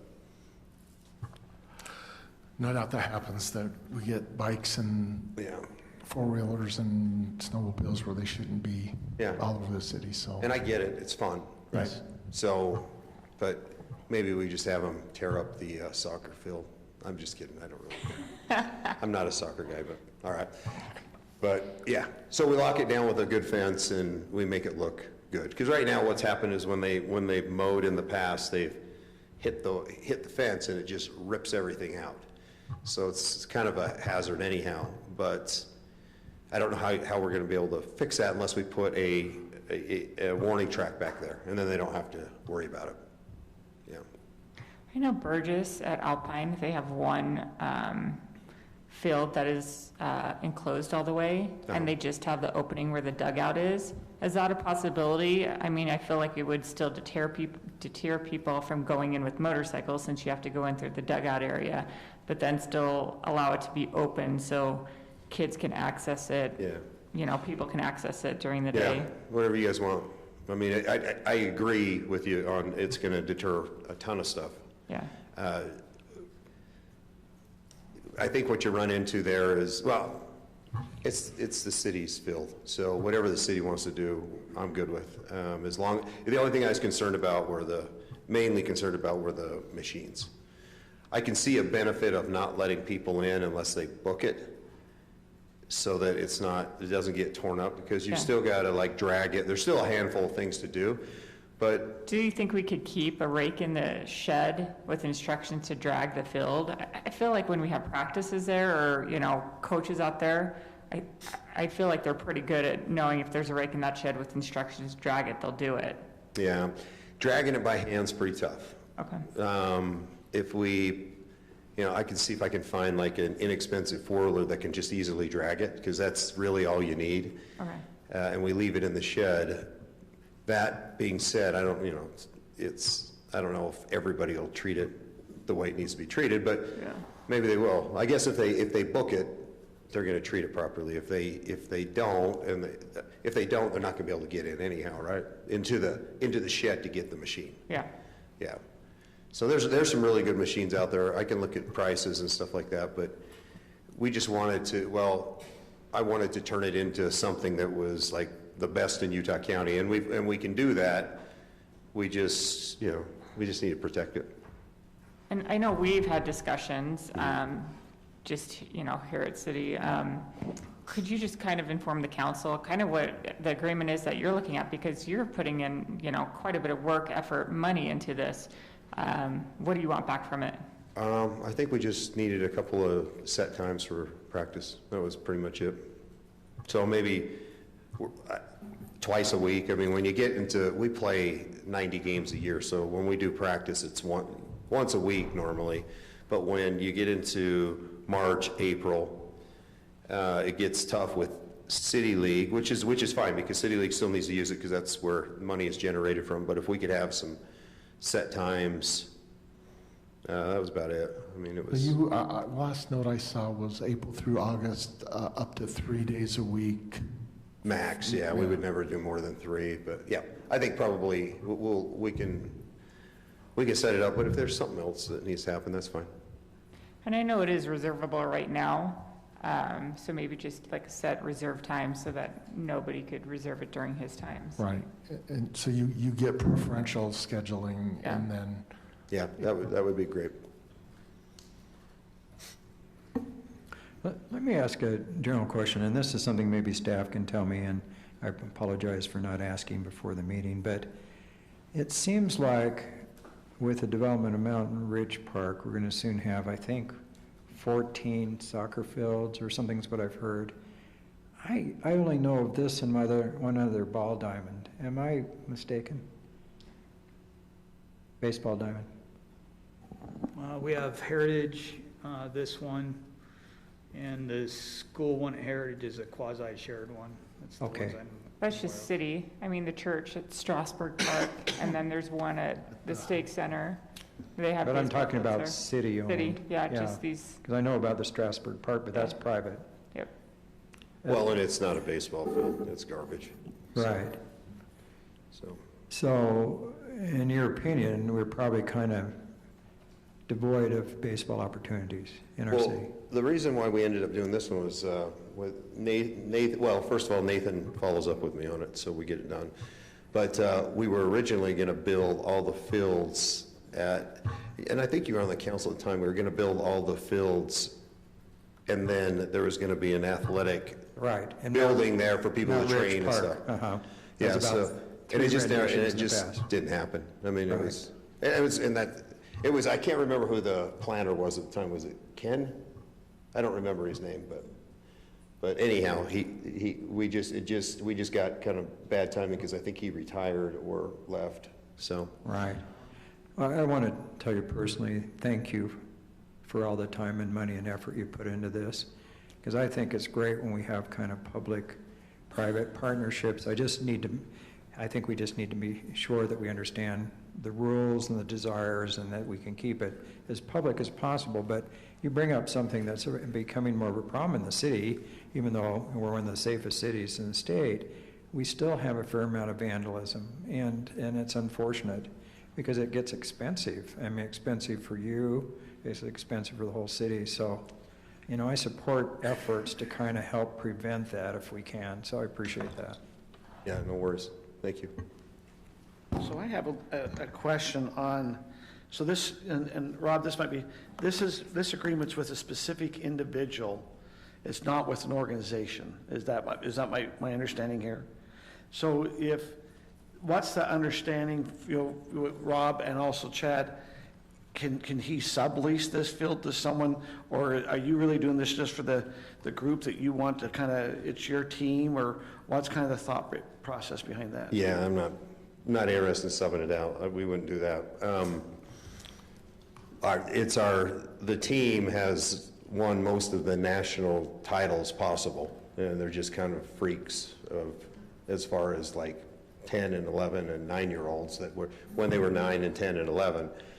But when we practice like professional teams. I mean, we hit the ball hard, and when these kids can't take one in the face with one of these and not be either emotionally or physically scarred. So we went down and we built this, and then we drag it and we water it and we do all the things that need to happen for it to be perfect. And then these guys are, it's just less concerned about getting hit in the face.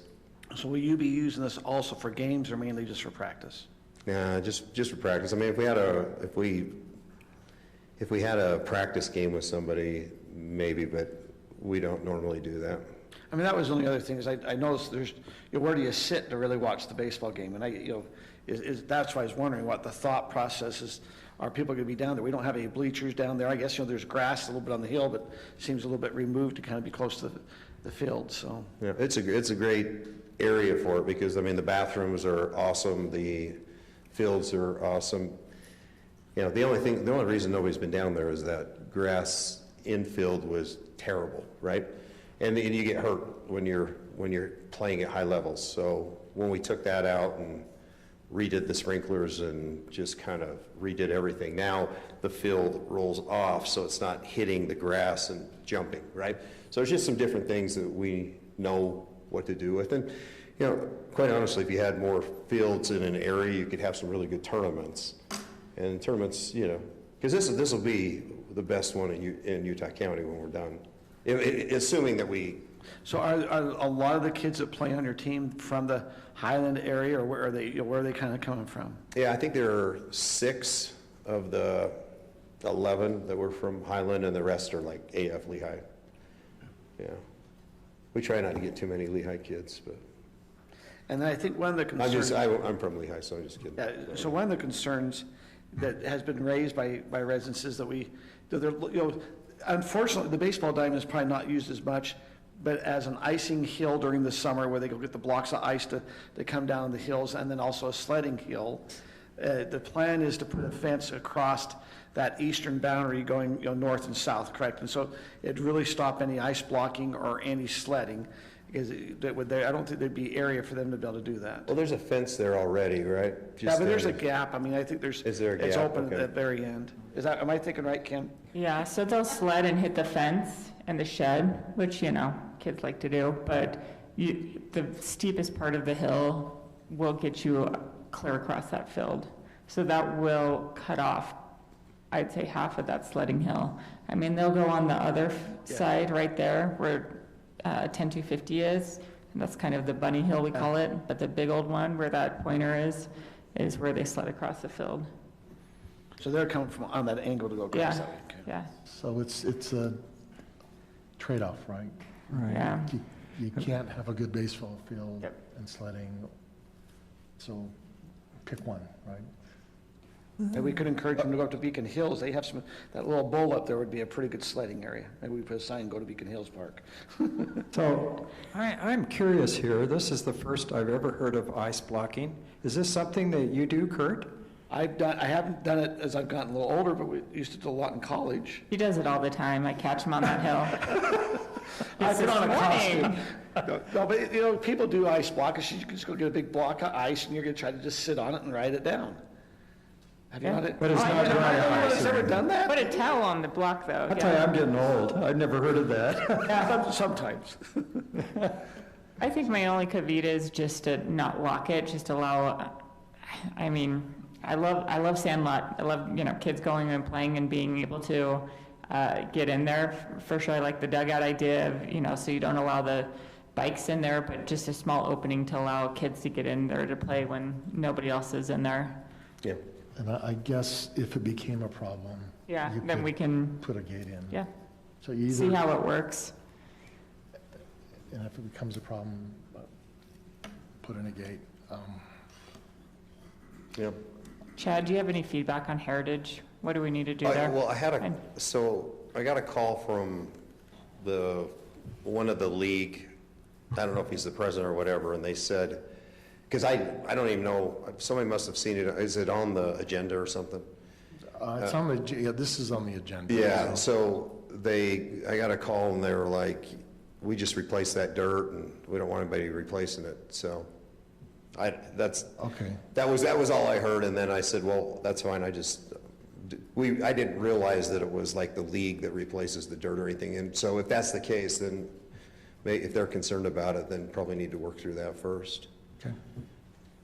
So, Mayor, another squirrel thing, just out of curiosity, what is the agreement with Stroudsburg Park, 10400 6000 West? I understand it's owned by the Church of Jesus Christ of Latter-day Saints, but the question is, at one time I heard that the city had some usage of it. What is it? Does anyone here know what that agreement is with that park? I've never known that we've had an agreement to use it. Yeah, I mean, because there are people that go and practice there, but I'm going, I don't know what, at one time it was. Sometimes there's rumors that aren't based on. And that might be, it's just a rumor.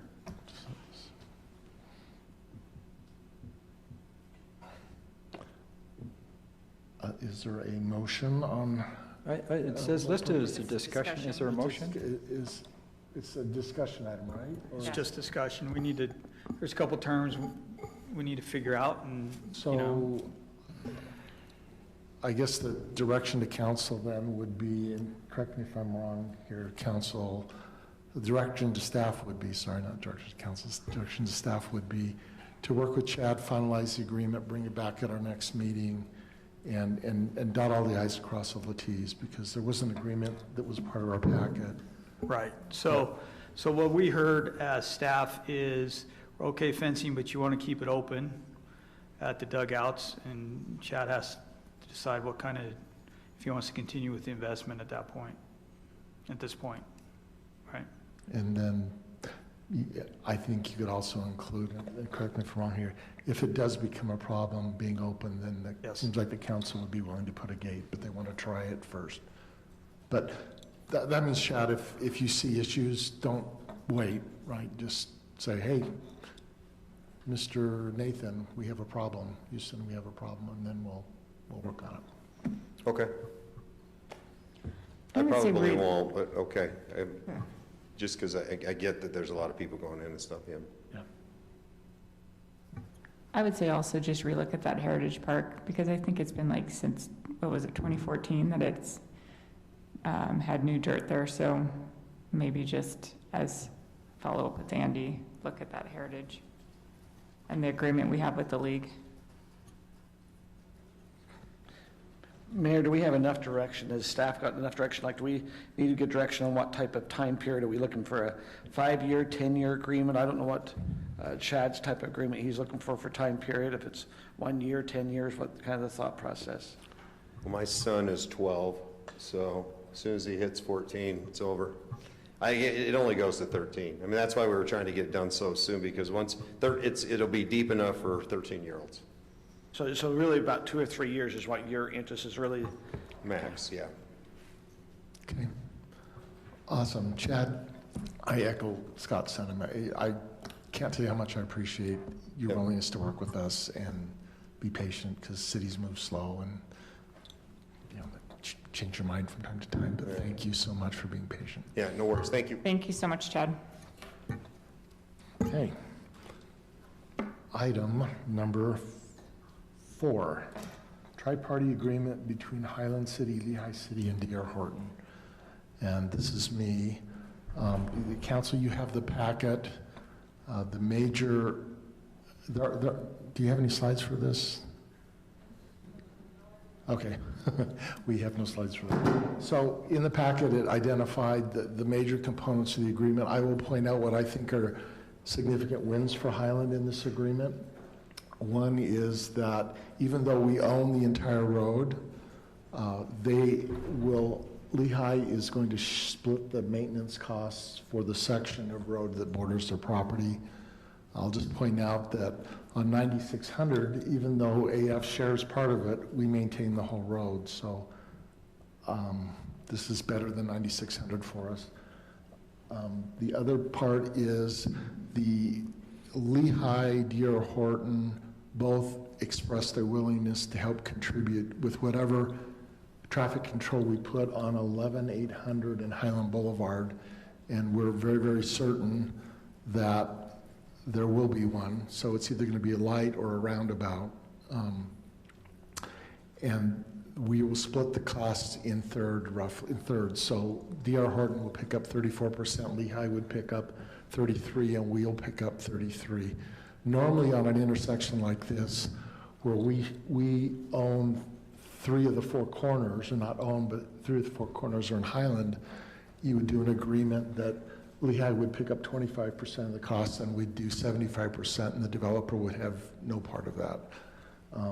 So that was very generous on both Lehigh's and D.R. Horton's part.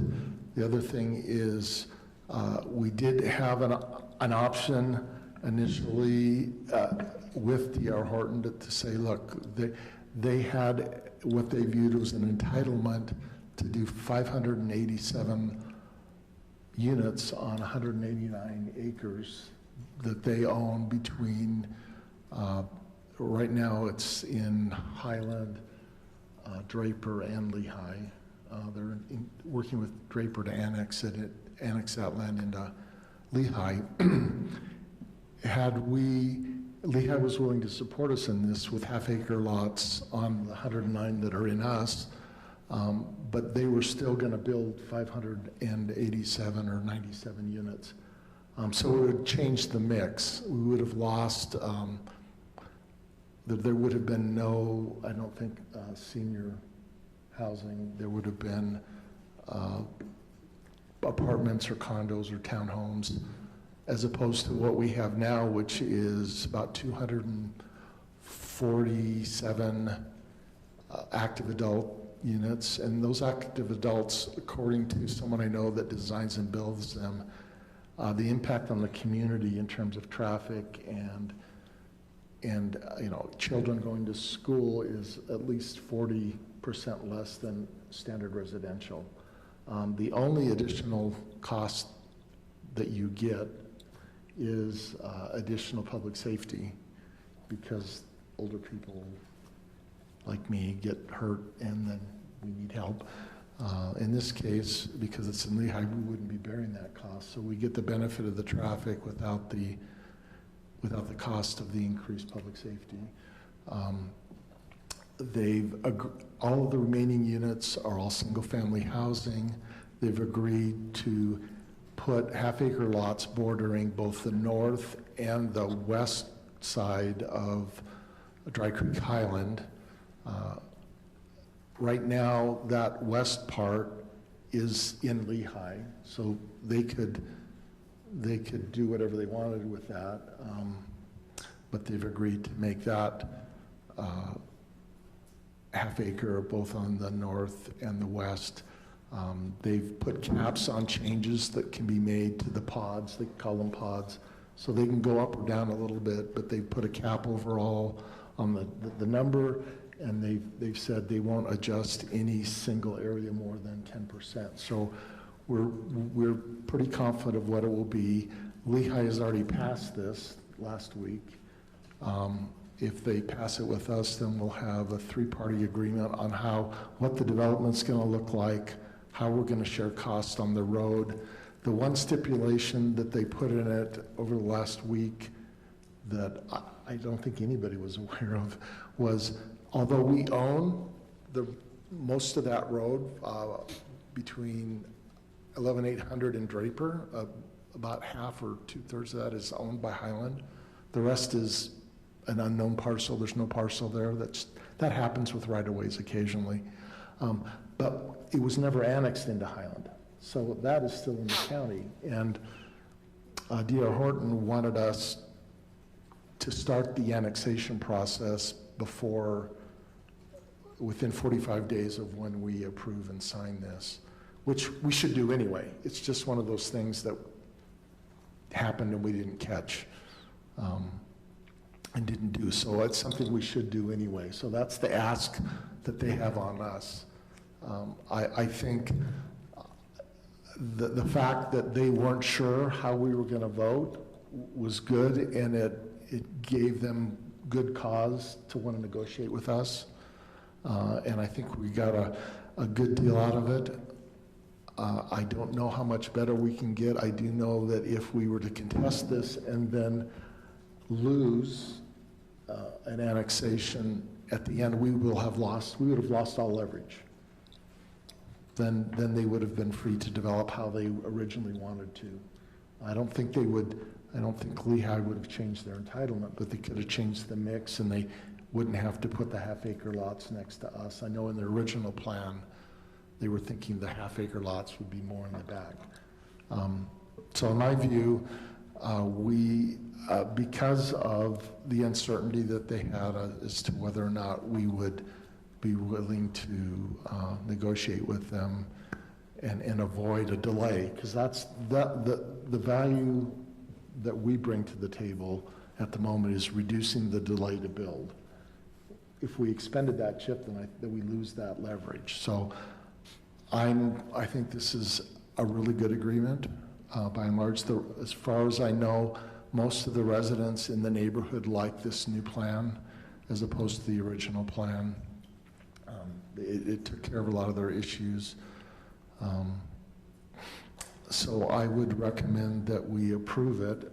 I know I haven't heard any comments lately as to what we could change in it.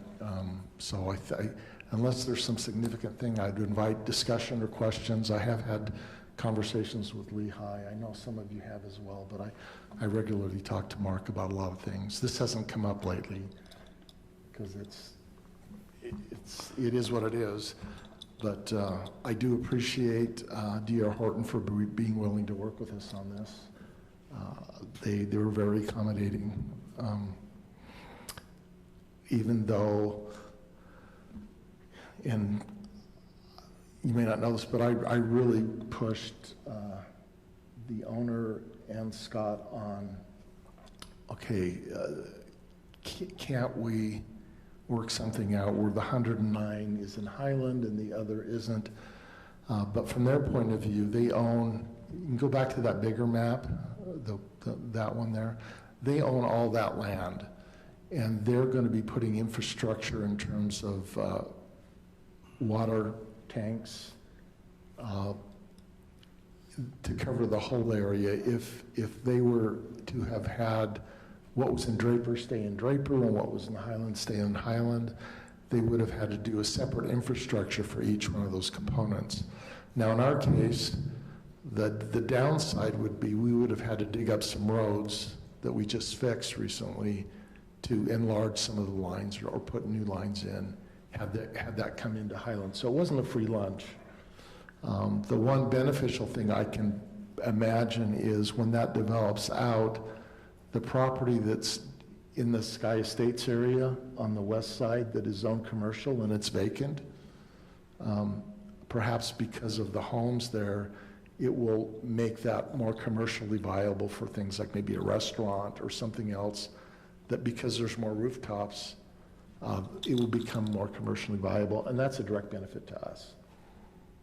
I'm still hoping that we'll do, what's that steak restaurant up in I went to Maddox in Highland, sorry. Yeah, we'd like that. I'd love a sit-down restaurant. I would really like that. So maybe that's a place we could con somebody into coming because of the potential clientele that's there, right? But that's my wish that's probably never going to happen, but that's if I wished upon the star. So I can see a positive there. The other positive is that we won't have to dig up the roads. And I know our staff loves to snow plow up in that area, so, and I'm saying that tongue in cheek, so it's less, we don't have to snow plow that, right? So if it was in Highland, we'd have to snow plow it, we'd have to, manage more water, manage more infrastructure. So it's not all bad. I realize, Lehigh agreed to something back in '99, and they're not doing it, but there are some steps along the way, like the 2014 letter that we sent. We agreed half-acre lots. I'm really personally comfortable that I think we got the best that we could get out of this, and better than I had hoped for. And so, any comments, questions from council? I'd like to ask Rob. Okay, there's been a lot of time spent on crafting this agreement, and I appreciate that. And there's some very good things in it. But how, once all this property is officially annexed into Lehigh, how do we enforce it on the Highland side? I mean, it seems like once it's in their city, and that what we've had put in front of us is the concept plan. And I asked questions before. Well, have you talked to the church? Are you really going to put a church there? I mean, it's in the early stages. So in the agreement, we put a cap on these pods, which I understand. But how do, as a city, do we enforce this? Do we just threaten to, is it all goodwill, or how does that? Because I read through the agreement, and I just didn't see how it would be enforced in any way. It's a great question. There's nothing in the agreement itself regarding enforcement. We would just rely on normal contract rules and land use law. So the two primary ways that this would be enforced is one against Lehigh. Say they go to approve a plat, and it's wildly different from this. That would be a great ground for us to say you are being as we've talked, plats are administrative approvals, you follow code. When they go through this process to approve this, they're basically saying, we are granting a certain right to an area. We would have the ability to challenge Lehigh's approval as a land use matter. We would also have a challenge directly to D.R. Horton, because they are a signatory to this, and now they have what they call privity of contract. Right now, they have no relationship with Highland. So it's just negotiations. With this, we have something that we can actually hold over them because they've given us leverage over them. It's contractual. It can be damages. It can be, in this case, not damages, because we wouldn't look for money out of this. It'd be enforcement of the agreement. We would require a court order, basically say, you have an agreement, you must uphold it. So there are ways of enforcing that. So how does this differ from the 1999 agreement that we were told we can't enforce, but yet it was agreement with our neighboring city to the west? It's another great question. The difference is legislative power and administrative power. And also the difference is a private party negotiating with us. So as a legislative matter, neither Lehigh, nor Highland, nor any other city in Utah can enter into an agreement that forever limits the council from taking a course of action. You can't, for example, annexations are common ones. That comes up all the time where someone requests a specific zoning.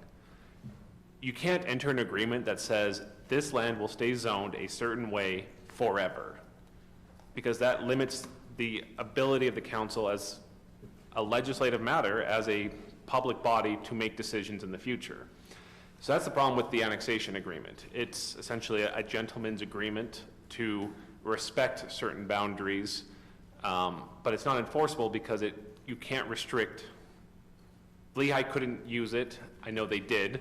There's a lot of discussion about that, but in terms of actual court enforcement, Lehigh couldn't go to a court and say, tell Highland to adopt a different ordinance regarding annexation and an annexation policy plan.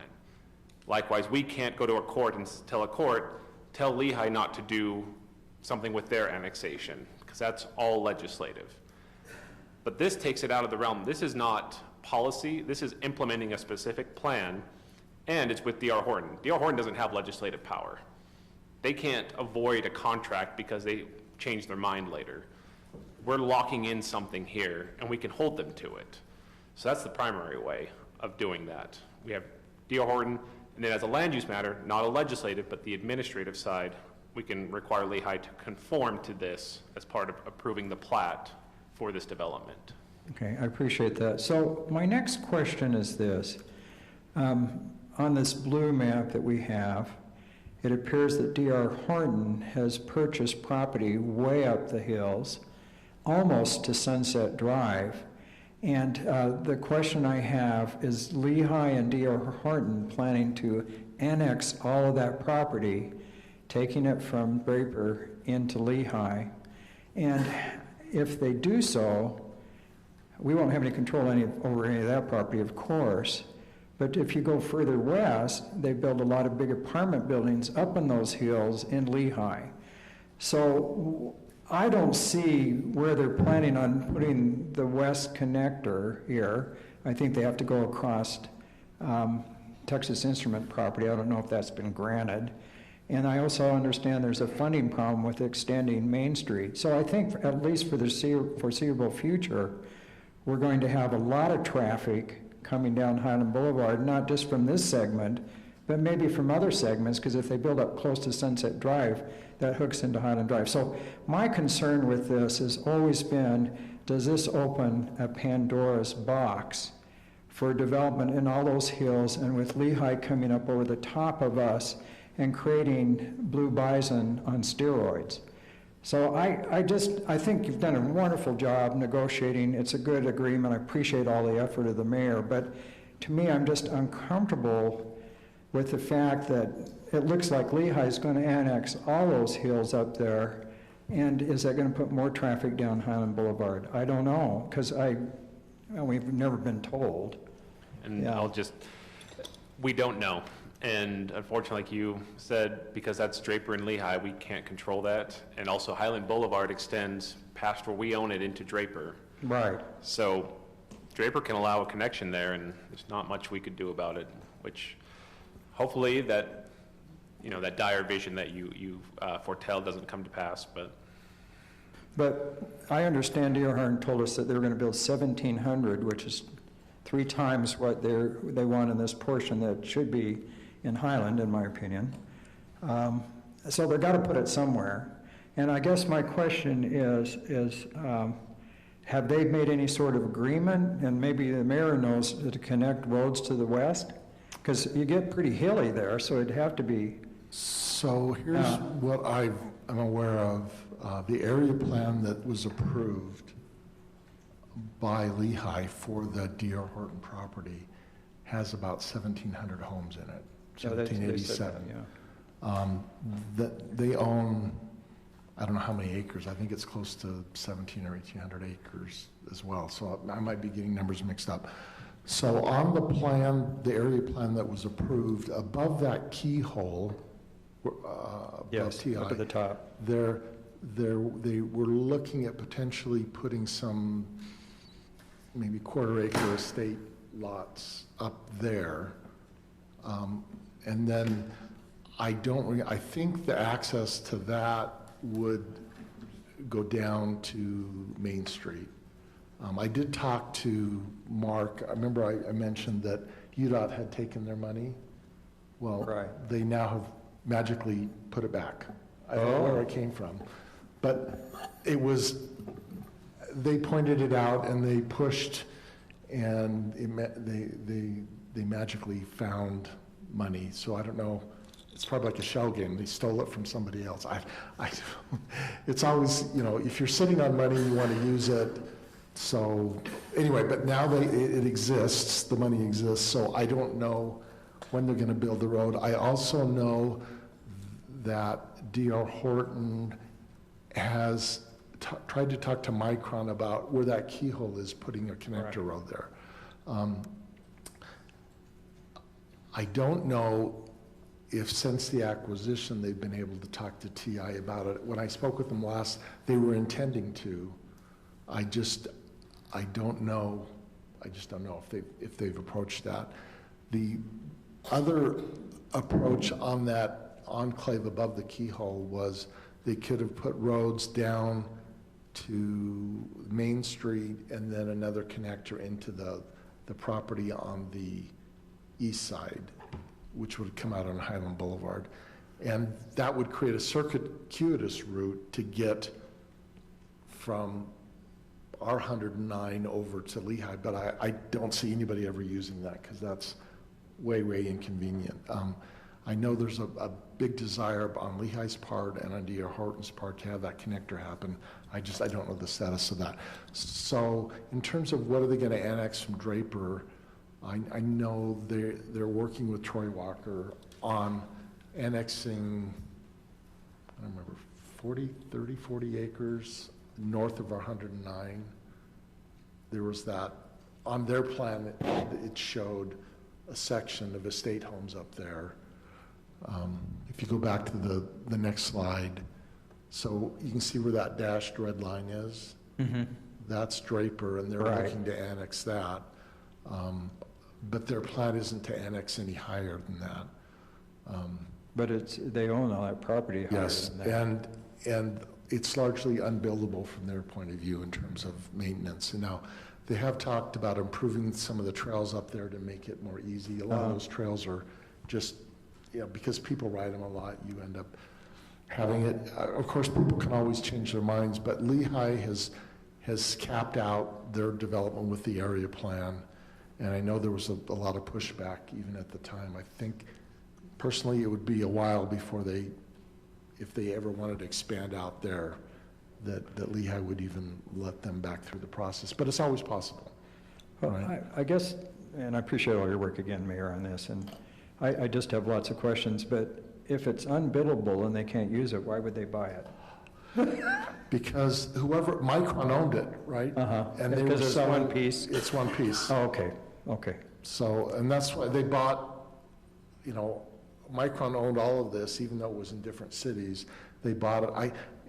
I would be curious, Rob, the process of annexing from one city into another, can that be forced? Or is that once it's annexed, then the city that has it has to agree? It can't be forced like the county where it's unincorporated.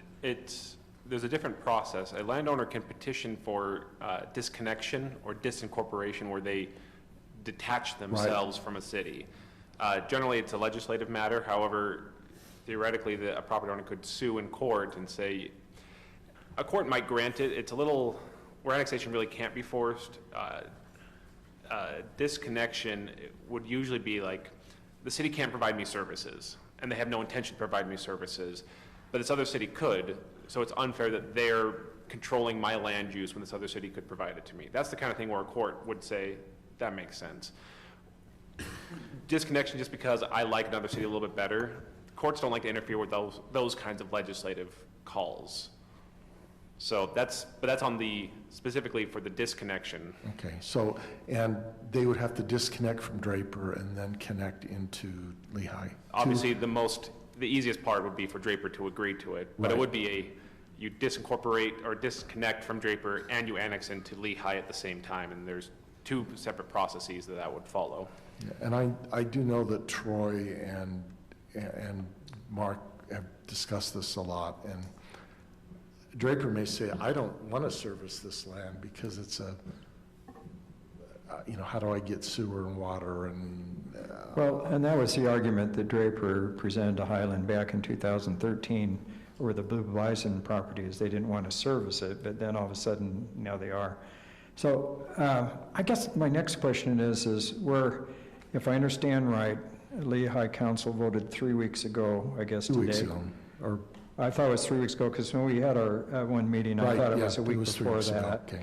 So we're halfway in the protest period of 45 days. Is there a reason why we need to vote on this tonight? I mean, is it just because D.R. Horton's anxious to get things rolling? I mean, we're halfway in the protest period. I guess we're also in an election cycle. I'd just like to hear more from people as I talk.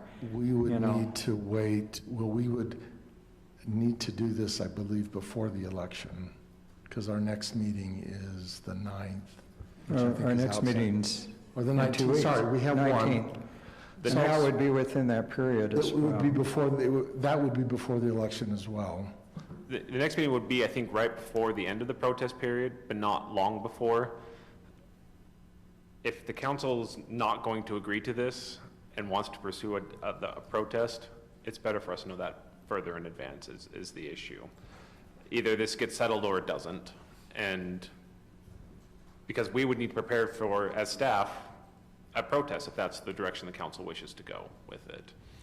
And I'm not saying the council can't take another couple of weeks. It's just as a logistic, that's I think the logistics of why we want to bring it now. This is the agreement's been negotiated. It's during the protest period. We can resolve it or choose not to, and then we'll have direction on how to proceed from that point.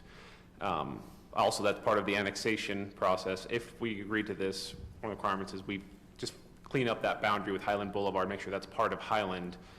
We would need to start that at some point. We're beginning to kind of look at the plat and the annexation process on that. It wouldn't be too involved of a process. But we need to do that anyway. We should do that anyway. Right. So we're beginning that process. That's the only other real deadline. We have the protest deadline, and then if we agree to this agreement, that annexation deadline. I don't know, for me, we've discussed this a lot, and we've gone through different scenarios. We've given lots of feedback. We've looked at all different angles that we can take on what is the best case scenario. And Mayor has done an excellent job in negotiating on this one, really pushing for the things that we wanted on that list. We know that this land is going to go to Lehigh. There's nothing we can do to stop that. But that doesn't mean that we can still use it to negotiate what we want from them and to make this best case scenario for Highland. So personally for me, I'm ready to go forward with this agreement. So for me, this is, like you said, Kim, I think we've discussed this quite a bit. I think the residents need to be aware that as a council, we've been very concerned about this decision. And so we've hired specific legal counsel. You know, I don't know how, you know, we kept on looking to say, hey, who's can be our legal counsel to give us good direction? We've had Rob, I know that your senior partner there, Dave Church, which was over the leagues, to kind of with some land use. Then we hired a different attorney to help guide us a little bit more in this process to get some advice. You know, so we haven't taken this as a light decision. We've also done a financial analysis. A lot are not familiar. We actually hired out to get a financial analysis. Is it beneficial, and what would be the cost to have it come into Highland, or not the cost? That study actually came back and showed it probably was not beneficial for Highland to keep. You know, the financial end over a 20-year period, I believe it actually showed that we were going to have to pay money to have this. This area is a real hard area for Highland to serve. The mayor brought up about our snow plows. They're going to all have to be 4x4s. Our pressurized irrigation to get to this area is going to have to rip up a lot of roads in Highland to get over to this area. Now, you know, there's some things that the utilities that are going to be coming in here. They're going to be coming all the way down for Lehigh. I mean, there's a lot of things that I think a lot of you, if you ever came to that work session, you listened to Councilmember Smith, you listened to me. This was not an easy decision. This was, you know, we kind of got emotional on this one. We fought. You know, I like to think of it as being passionate for Highland. We were passionate, and passionate, I think, for Highland. We wanted to make sure we protected the residents. We were passionate for things. You know, for me, about, you know, I haven't maybe shared this, council, about a week and a half ago, we've been looking for the letter from Lehigh Mayor to Highland in 2014 that asked about if they can annex it then. We couldn't find that. Well, also behind us, there was an agreement that came where I asked some things about some other annexation up in that Blue Bison. It was attached to the back of that letter that Nathan gave me. There was the letter from Lehigh to Highland in 2014. I'm going, okay, here was what maybe one of the pieces that we're missing.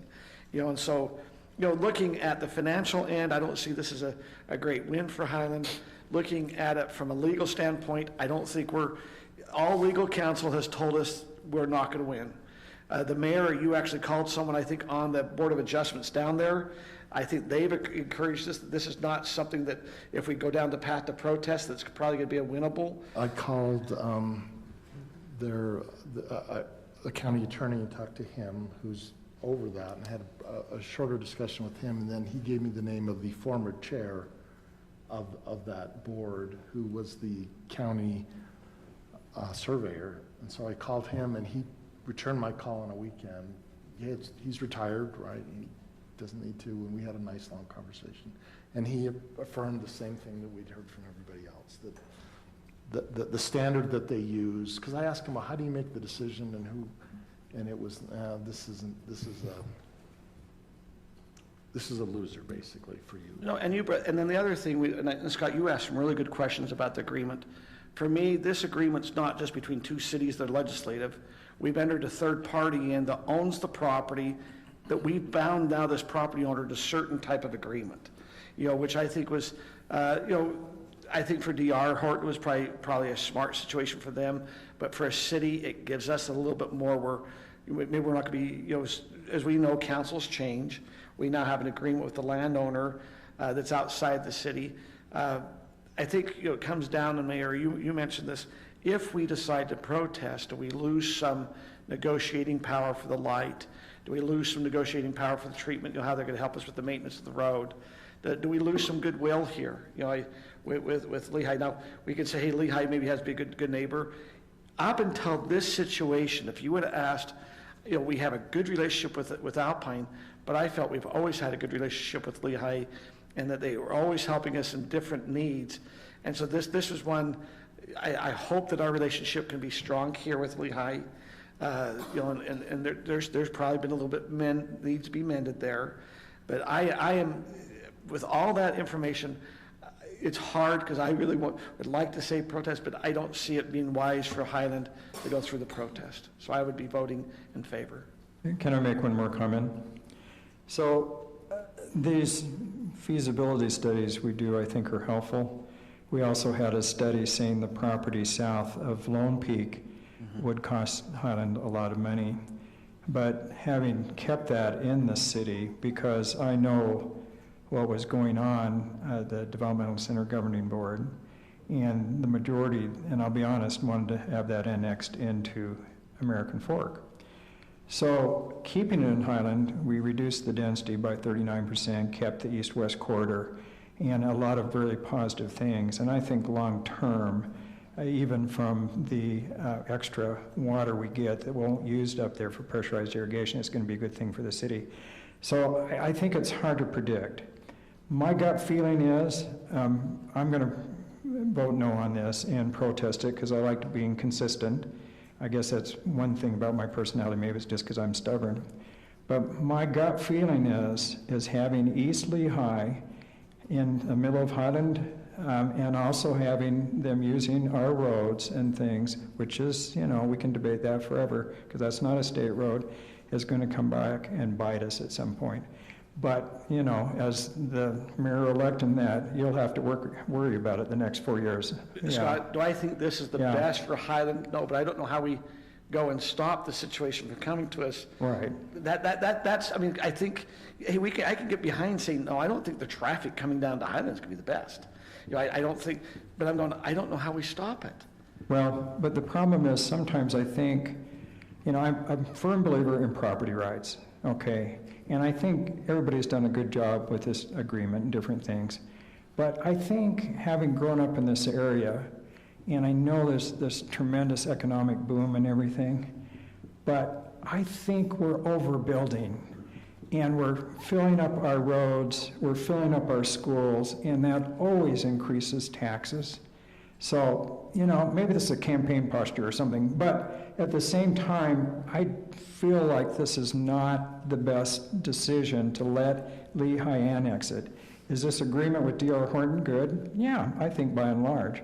But I'm just concerned about the long-term ramifications and whether there's going to be a tendency for Lehigh to want to annex up over the top of Highland and have more problems with high density. So that's just my gut feeling. It's not based probably in logic, but I just am uncomfortable. I think this isn't really a decision of letting Lehigh annex it. It's more a decision of understanding our legal rights and knowing that legally Lehigh has the right to annex it into their city. And for that, you know, that's why I'm voting for this, because it is what is best for Highland. You fight it, you're going to incur lawyer costs, you're going to lose all negotiating power, and, you know, D.R. Horton can then put in a higher density right next to our Highland homes because we don't have that negotiating right. So my vote is yes, because yes means this is what is the best deal for Highland, not what makes me look good. I agree with that, that this is the best thing for Highland. I think one, and I wasn't here during the one that Scott was talking about, but D.R. Horton made it very clear that this is not where they want to be. And so I think when we look at that in context of everything else, it doesn't seem viable to me to try to force them to be here when they made it clear they would prefer not to be. Tim, do you have any comments? I do not think this is in Highland's best interest. I do protest, mostly in spirit, that an agreement that was made is not being kept. And I think there should be honor between cities, and I don't think that exists at this point on this particular issue. But I will begrudgingly voting yes, because Kim's right, Kurt's right, that this is the best possible outcome in the position that we're in. Basically an unwinnable legal position. But I do want to go on the record as saying I'm protesting this, but begrudgingly voting yes. Okay, so does anybody want to make a motion on this? Mayor, before a motion, I need to just disclose a potential conflict of interest, but I'm going to vote because it was with D.R. Horton. They did negotiate. I negotiated with them on a land purchase last year. It never went forth. We're not negotiating in the last 11 months. I just want to disclose that because we're not actively. It hasn't been in the last little bit. I'm just disclosing that conflict of interest. So. Thank you. Does anybody want to make a motion to accept the agreement and authorize the mayor to sign it. Is that, I'll make that motion. Let's see here. Sorry, I want to make sure that it's the right one here. Going up, sorry. You want me to make that Yeah, motion? make it, sorry. My I thing move just the went down. city council approves the tri-party agreement between Highland City, Lehigh City, and D.R. Horton. I'll second that. and just, do we have to authorize the mayor to sign it, or is that good enough? Okay, it's okay, all right. All right, motion by Kurt, second by Kim. We're voting. And we sort of. If there Begrudgingly. was, we take it. And the answer is 4-1. It passes. Yes. We've been meeting for a while. Let's go ahead and take a 5-minute break. We'll start up again at 9:30. So anybody that was, we still have open space purchase agreements to go and Mountain Ridge Park to go. But if you're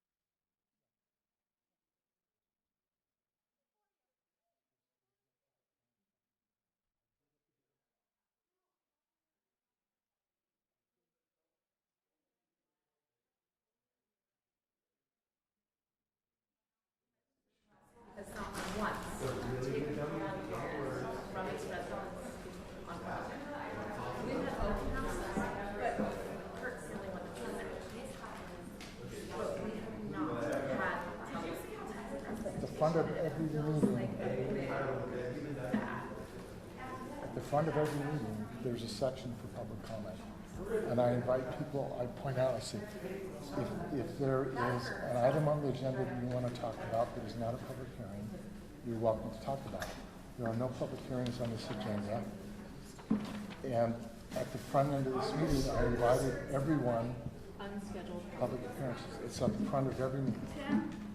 And every meeting, people are invited to talk about anything they want to on the public some of my record. dad's cookies. It's on every meeting. Why not every time when it gets brought up and it's on every meeting? Because we haven't done the consultation yet, we haven't done the materials, but, I mean, you know, when public comments are being taken on legislative matters, usually it's brought to the forefront, the council asks questions, and then it's open for public comments, so that it's all part of the same process and on everybody's minds at the same time. And we know what the council is like, we don't try to, we know where the council is already standing and what, like, because some had questions that we had answers to, talking about what's going on in Draper. And I mean, he touched on it and kind of got there, but it just, I'm just saying, that was a really poor. Your call, you can, It was really frustrating. again, were you here at the front of the meeting? It was really frustrating. Did you come up and were here at the beginning? As a representative, it was a bad call to not call for public comment on something that has been so big. And on something that the city council hasn't been involved in. They have all been involved in it. We held a work session on it, right? No, the council has been involved in The it. council has not had public comments. They're- Kurt is the only one that has filled in public comments. It's a poor premise. You have your opinion. Yes, You're I entitled do. to it. So, and I don't know what else to say. I'm sorry. Accountability? It wasn't a public hearing. Why are you talking? I'm not. I'm stating a fact, and you are being defensive about it.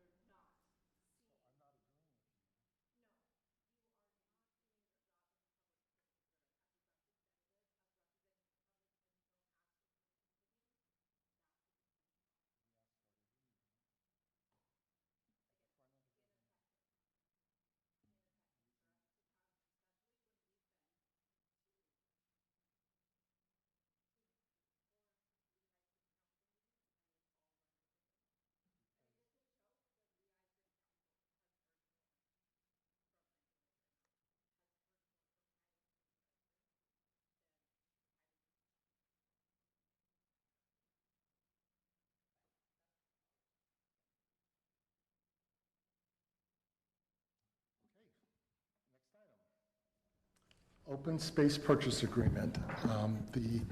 Who's doing that? Kelly. It is me. Okay. All right, this, like other things, has been quite the process to try to figure out a policy or a process to sell orphan parcels to residents that live adjacent to these orphan parcels. Bit of background, there have been 3 resolutions that were adopted by the City Council this year in 2021. One was for the establishment of the valuation of orphan parcels. And that, just to clarify, this is something that we went back to the resolution to clarify that the purchases during the year of 2021 are the 274, and once it comes to the next year, that's when this cost will be reevaluated, and that's also established in Resolution 2021-15 in the orphan parcel policy when it goes through the process of determining the valuation as well. And then the last resolution that was passed was the 2021-16, and that was the official designation of those orphan parcels, and there were 54 properties that were approved for disposal. Just an update on the surveys. As of October 1st, on Friday, we received all of the surveys from the surveying company that we hired, and so we are ready to move forward with those with the purchase contracts with the residents, which is why we're bringing this to you today, just to go over the terms and conditions of the purchase contract and get any input on possible changes or clarifications that the council may need.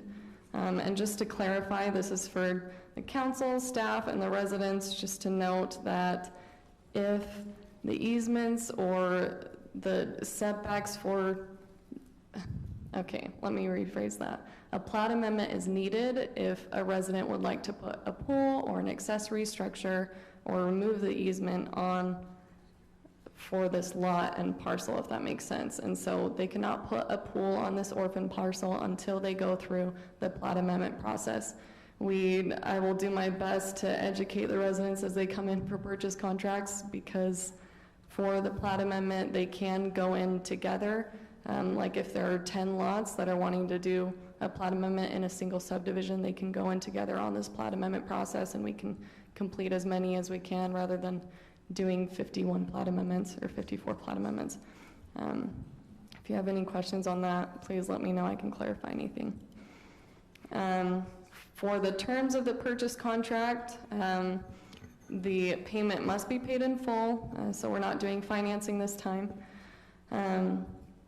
Residents, it's also their burden to pay all the surveying costs. This is a flat fee, and that, as discussed, is determined by taking our total cost from the surveying company and dividing it out by the number of approved properties. And that will be a flat fee for each of the residents, and then the resident will also be responsible for the title company / closing costs. And then the special conditions, this is just something that we'll add for those properties that do need to address sprinklers changing from the public to private sprinklers. And the condition that was added to the original approval in Resolution 2021-16 was that the sprinkler plan be approved by the park superintendent before the purchase contract can be signed. And so we would just, for that process, we would add the approved sprinkler plan as an exhibit of the purchase contract. Something that we would like council's input on is basically for the sprinkler plan, when it needs to be implemented, I think is the big concern, rather than just going through with the sale, having it close, and then not knowing when those sprinklers will actually be put in. An idea or just a clarification would be that no fences or accessory structures can be placed on the property until the sprinklers are addressed, which we would be able to regulate pretty easily because fences require a fence permit and accessory structures require a building permit. Can I just add something right here? Yes. Retaining walls also statutorily require a permit, and staff does not, it's confusing because the way the language is worded is you don't need a building permit if it's less than 4 feet, but there's still an application required. So we're trying to do a better job of it, but And we've clarified that, because I think sometimes in the past, there's been a little confusion. yeah, well, we're clarifying it from now going on forward. Yeah. Because I talked with a variety of staff members who had a variety of opinions, right? And the truth is, before the new fence rule, we did the stacking, it didn't really matter, right? But now that we created the rule, now it matters, but we can't trust the record because we can't just say, oh, I look at the record, there's no retaining wall there because there's no permit or no application. Right. We have to actually verify it. So that's why the form is updated on the fence permit. So we can clarify in here too that no retaining walls as well. And then just hope that they don't put any in without getting a permit. There could be some improvements to the code that it's more clear, because if you just read one part of it, it says building permits 4 feet or higher, but if you don't read the first part, you're not going to know.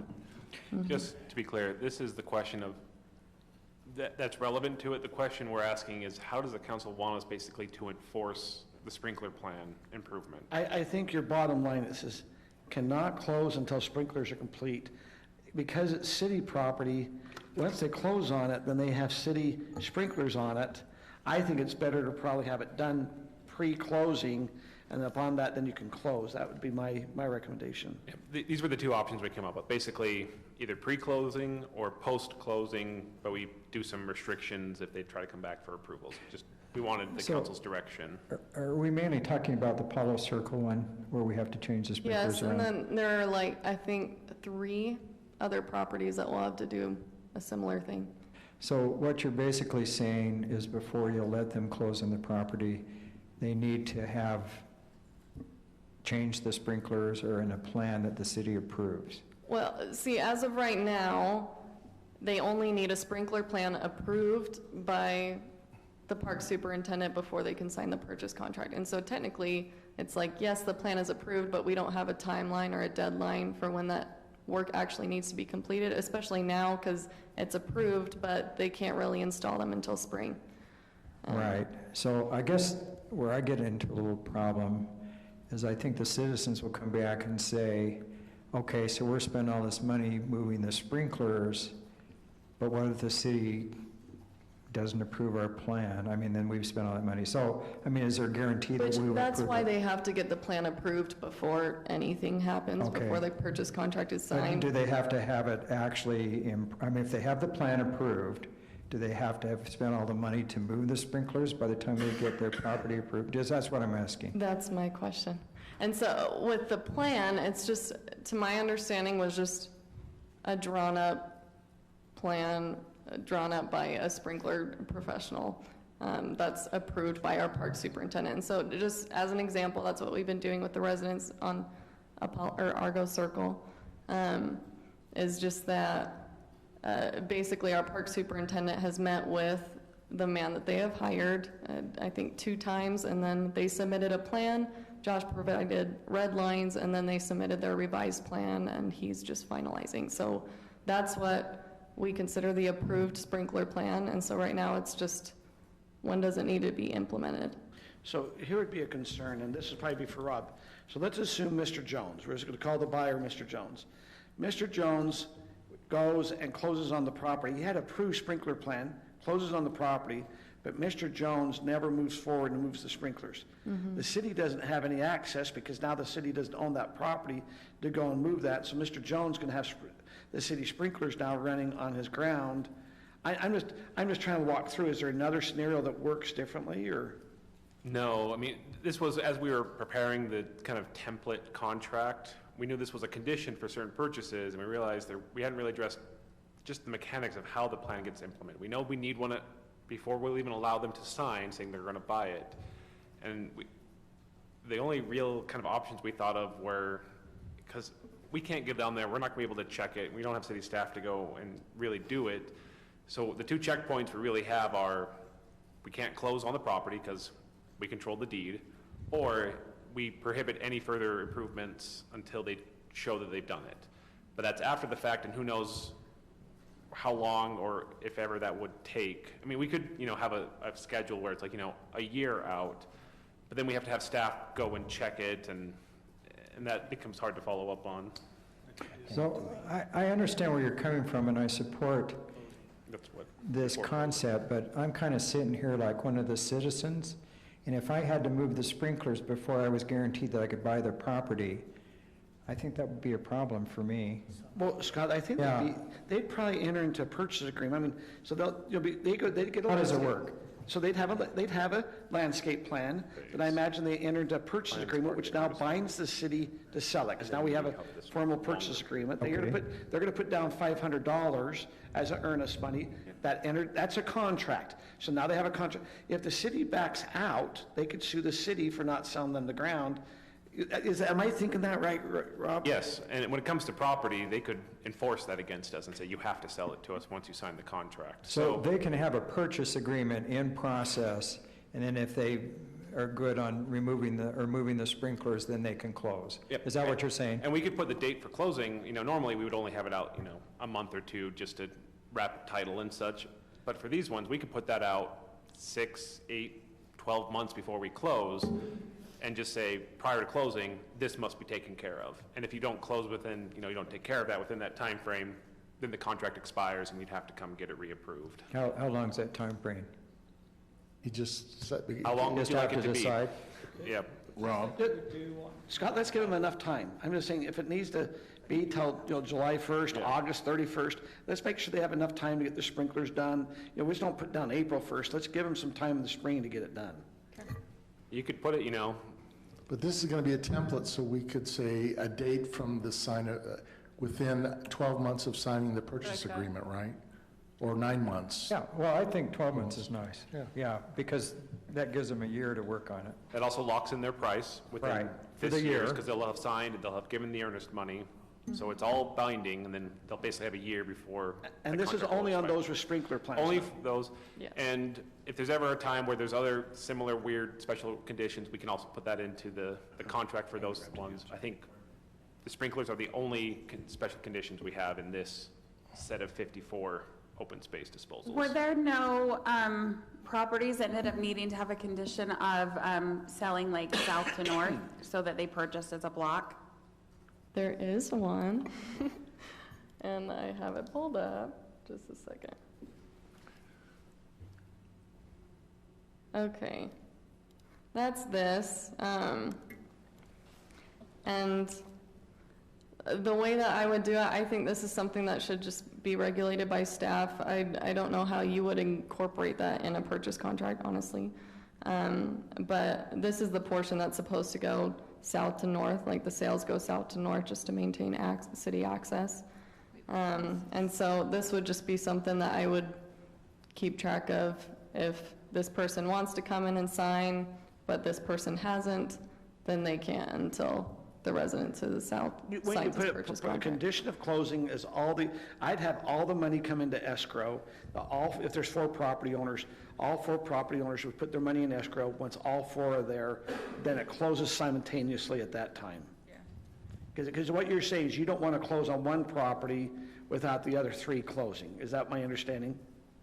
Right, and the question is, do we even allow them to sign the contract and put up the escrow money? Say, someone to the north, can they come in and sign the contract, put down $500 without us knowing whether the ones below them will do the same? And so there's, again, 2 ways we could go about. One is It's a condition of closing. So we could just accept it. Yeah, and say, you pay can us go, you can money. enter into a purchase contract, but it's a condition of closing is that all the other property owners have to enter into a contract. If not, we refund their earnest money within 60, 90 days, whatever it is. Or do you do the same 12-month period? Or 12 months, whatever it might be. So, this is kind of a dumb question. What are we maintaining in that corridor? Notice I didn't say trail, but corridor that we're surplusing? What are we maintaining in there? It's just because it's city property? Yeah, think I it's think just it's no maintenance. It's probably just native. Just native stuff. It's just property Okay, owned so by we're the not city. really, okay. My understanding is we just don't want to have a trapped corridor, where we may have somebody say, you need to come cut the weeds or whatever, and you can't get there because you cut yourself off. So you want to have a way to access that from some way? I've thought about, I was a proponent of doing this. I still think it's good that they're contiguous because it creates jaggy boundaries, and that's. Sure. I agree 100%. I just wondered what we were maintaining in there. We're not. In fact, the property owner, where your cursor is right there, he has an outdoor pool in there. Oh, so maybe we're maintaining the pool? I guess it's a public use pool. That's right. Highland finally has a pool. Finally, it's the rec center. Okay. Okay, does that address that?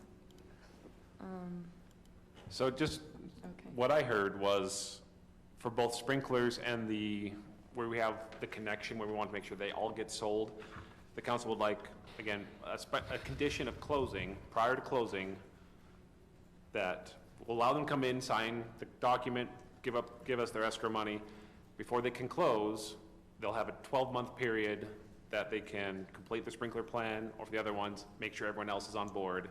Doesn't happen within 12 months from execution, the contract then is ended, and they'll have to come in and get reapproved under whatever current terms there are. I can see that on sprinkler. On the other, where you're trying to have them all come and close, it's a kindness to do it 12 months. Everyone will wait 12 months. Does that mean you're giving them a date? Everyone will come in that 11th month and finally do it. I mean, we could do 90 days on that one. I'm just saying, we want to give enough that the residents are aware. I mean, but that was the only thinking. I go, I understand the sprinkler. The other one, it was just kind of drawn out. If you give a date, I mean, if it be 90 days, 120 days to make sure they kind of get everything put together. How about we just say 90 days for that from I'm okay the with that. first If I- one? if I Whoever the council first one members- comes in, locks in the date for the rest of them, and then we'll be on a rotating basis, I guess, until we get them done. Does that make sense, or would it be better just to have a consistent thing all around? I mean, I think we tend to, the more we talk, make things more complex. What do you think, Nathan? Well, one of your conversations previously was they had to buy it within this year time frame that we set. If we start setting deadlines past that, then the price goes up, which affects the contracts. Now, to me, it makes sense if they have an improvement that they have to do to purchase the property, it makes sense to give that time. If it's just, hey, everybody has expressed interest in this, and, it's just a timing issue, a escrow thing for 90 days. I mean, as much as people have expressed desire to do that, I think a 90-day makes sense. Okay. If they needed a little bit more and they told us that up front, then okay. But I wouldn't want to go to a year or something past that deadline without your guys' approval. I think that makes sense. Yeah, and I think, Nathan, I like what you're saying. Hopefully, we'll get most of these approvals done within 90 days before the end of the year, because it will be hard with that price changes. But if if they're in the middle of negotiating and they've entered into agreement, then I think we're okay. You get nervous for the next year, the price. I would anticipate this next year, and I haven't got my property tax notice, but I would assume that some of the orphan parcels might click up a little bit, but.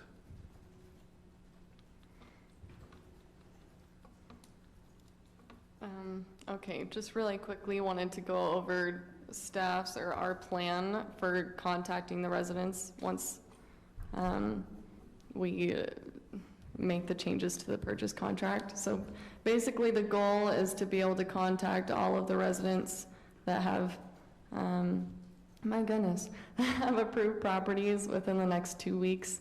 We'll do this based on the contact info that we've collected through the requests, and honestly just through calls coming in, and then through Cassell and the county if we don't have any of their information. And we basically what we'll do is we'll put together their copy of the purchase contract. So everything that's highlighted in yellow in the template are the things that we're going to be changing. And so we'll send them a copy. We'll keep our own copy just for their convenience for them to come in and sign. And we'll put in all the information about the price possibly changing once the year starts, so that way they're aware if they put it off, this price will increase. And we'll also post it on the city website, just on the Highland highlights page on the front page. Yeah, I think that's it. Do y'all have any questions or concerns or any other ideas that we can implement to contact the residents? Rob, do you think no matter what, I mean, do we need to send a letter out even if we have a phone call with them just so they know that they have that, so it's official written notification, or if we're entering into a contract and we've been talking with them, we're okay? They're the ones that initiated this process too. Yeah, the fact that they've kind of have been coming to the city, I mean, we're now ready to go and contact them. That's kind of the trigger. So I would hope that at some point they would reach out to us if, for whatever reason. Most of them I think we have contact information for, because they have been communicating with the city. For those who don't, if they don't find it, I don't know what more we should do if they're not interested enough to reach out to us after, the council went through several meetings of reviewing and approving these, and then we said we're good to go, and we didn't hear from them. Yeah, I think my main plan, the only ones that I was planning on sending letters to were the ones that I didn't have contact info, like emails or phone numbers. Just because specifically the ones that the council approved before we opened for requests, like along Avery Ave, that Murdoch Canal Trail, a lot of those property owners just don't know. That's what I was going to say. I've talked to a few of those property owners, and they have no idea that this is even taking place. Right. So You know, in my practice, I have a hard time getting people to answer the phone. And so I probably, in your category, and I don't know if you consider it to be part of the phone call, but I probably put text. Because people read their text, they rarely answer their phones because of all the robocalls. Does that make sense? Yes, I'm just thinking maybe Stephanie, we can work through your little council noticing process, Everbridge, is Yeah. that what it's called? If you could do that. Sure, once we were able to text in my office, it made 100% difference. Yeah. Because I was wasting a lot of time trying to call people. One of the challenges that we have with the Cassell records, that's the billing records, is especially for longer-term residents, the information we have is their old landlines, which they've abandoned. Right. You can't And so, and I've done this numerous times, tried to reach out to somebody, and our phone records are out of date. Out of date, and I'd say at least 30% of the numbers there are wrong for whatever reason, maybe higher, but at least 30. Yeah, that makes sense. So, and then Like when they maybe have in a my phone email, number, I'll you be don't like, know. let your neighbors know. But Kinda like what I've done with the mailing, others. physical mailing is the item of last resort. Yeah.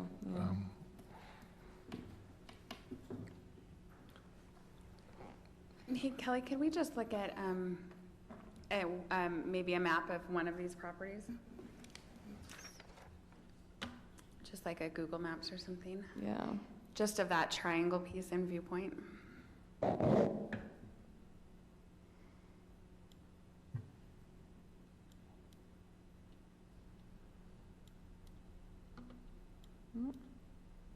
Yeah, so that one does not have the stipulation that all 5 of those homeowners need to buy, is that correct? It does not, because we maintain access the entire time.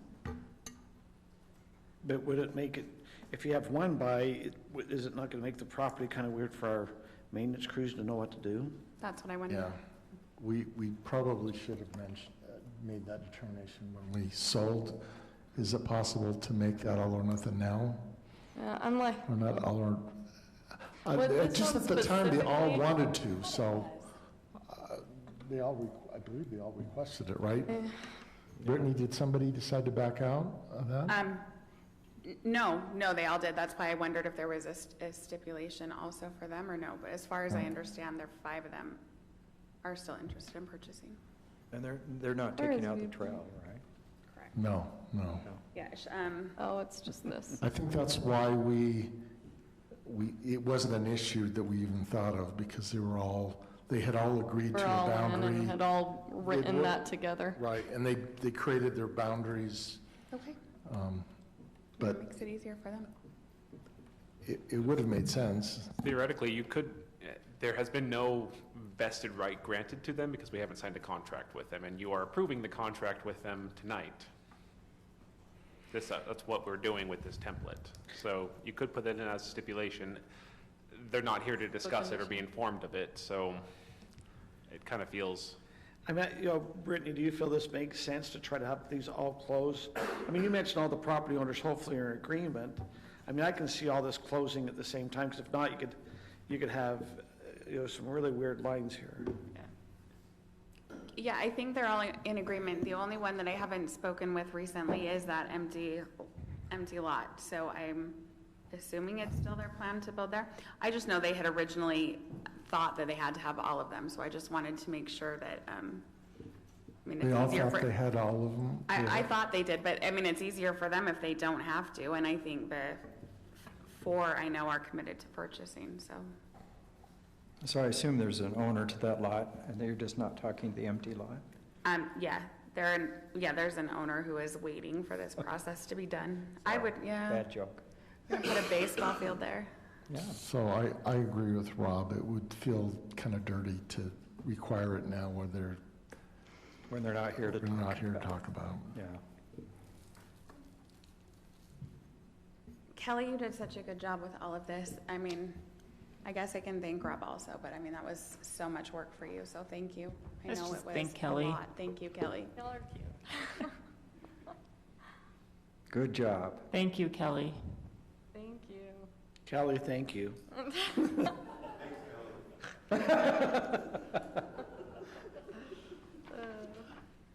Should we make a motion? I make a motion, we thank Kelly. Okay. I second that motion. All in favor? Thank Aye. Kelly. Thanks, Kelly. It passes. I'm just kidding. All y'all in favor? Yeah, we probably need a motion. So what motion are we looking for here, Kelly? That's just, what's the motion? Oof. Oh, did I do one? I did. I think we have the motion, but we just need to add a few things to it. Some stipulations. Yeah. Can you remind us of what those were, Rob or Kelly? Yes, the two stipulations were that for the properties with the sprinkler plans, that they do not close on the property until they complete the sprinkler realignment, and they have 12 months to do so. And for those properties that need to purchase as a group, that they cannot close until all of them have signed the purchase agreement, and they will close together, and they have 90 days to complete that process from when it begins. You can just make a motion as that with what I just said. Okay, I'll do it. I move that the city council approve the purchase contract template for the sale of the properties designated as sellable in resolution 2021-16 and include the two stipulations that Rob said, as per his wording. Is that good, Stephanie? Okay. Who seconds that? So motion by Kim. Can I answer a question, or ask a question real quick? So the second stipulation, that everybody has to be in agreement, is that going to cause a big problem with neighbors now? What if 3 out of 4 want it? But you just say the other 3 can't do it, so then they're really going to pressure number 4. I mean, how's that work? I mean, it's, certain ones can buy. It was a north to south, so like the north, or south to north. Sorry. So the southernmost one can do without anyone else. So that's the example you're giving, but that's not what we're putting in the ordinance. We're saying that if everybody doesn't agree, you can't do it. So do we Maybe need I'll to kind of clarify that? That all of them have to purchase in terms of the south to north. It's the previous condition the council imposed on this purchase, so it's just complying with that. So if they come in with, the southernmost one comes in, great, they can close whenever they want. If But the you're not going to northernmost one- generalize that to every property. Yeah, to generalize that to everyone is, they have to buy south to north, and they can't close if they're north without the south ones. So It's really hard to put into a clear word. is the stipulation that you made, should it be revised to say that they need to comply with whatever the council? That they cannot close until they comply with the previous stipulation of council. That's probably a better way of saying it. Yes. With a 90-day limit. Okay, I think that's better, because I didn't Sorry. want to generalize. I it. apologize, Kim. I will messed that up. second that motion. Okay. Okay, moved and seconded. Are we ready to vote?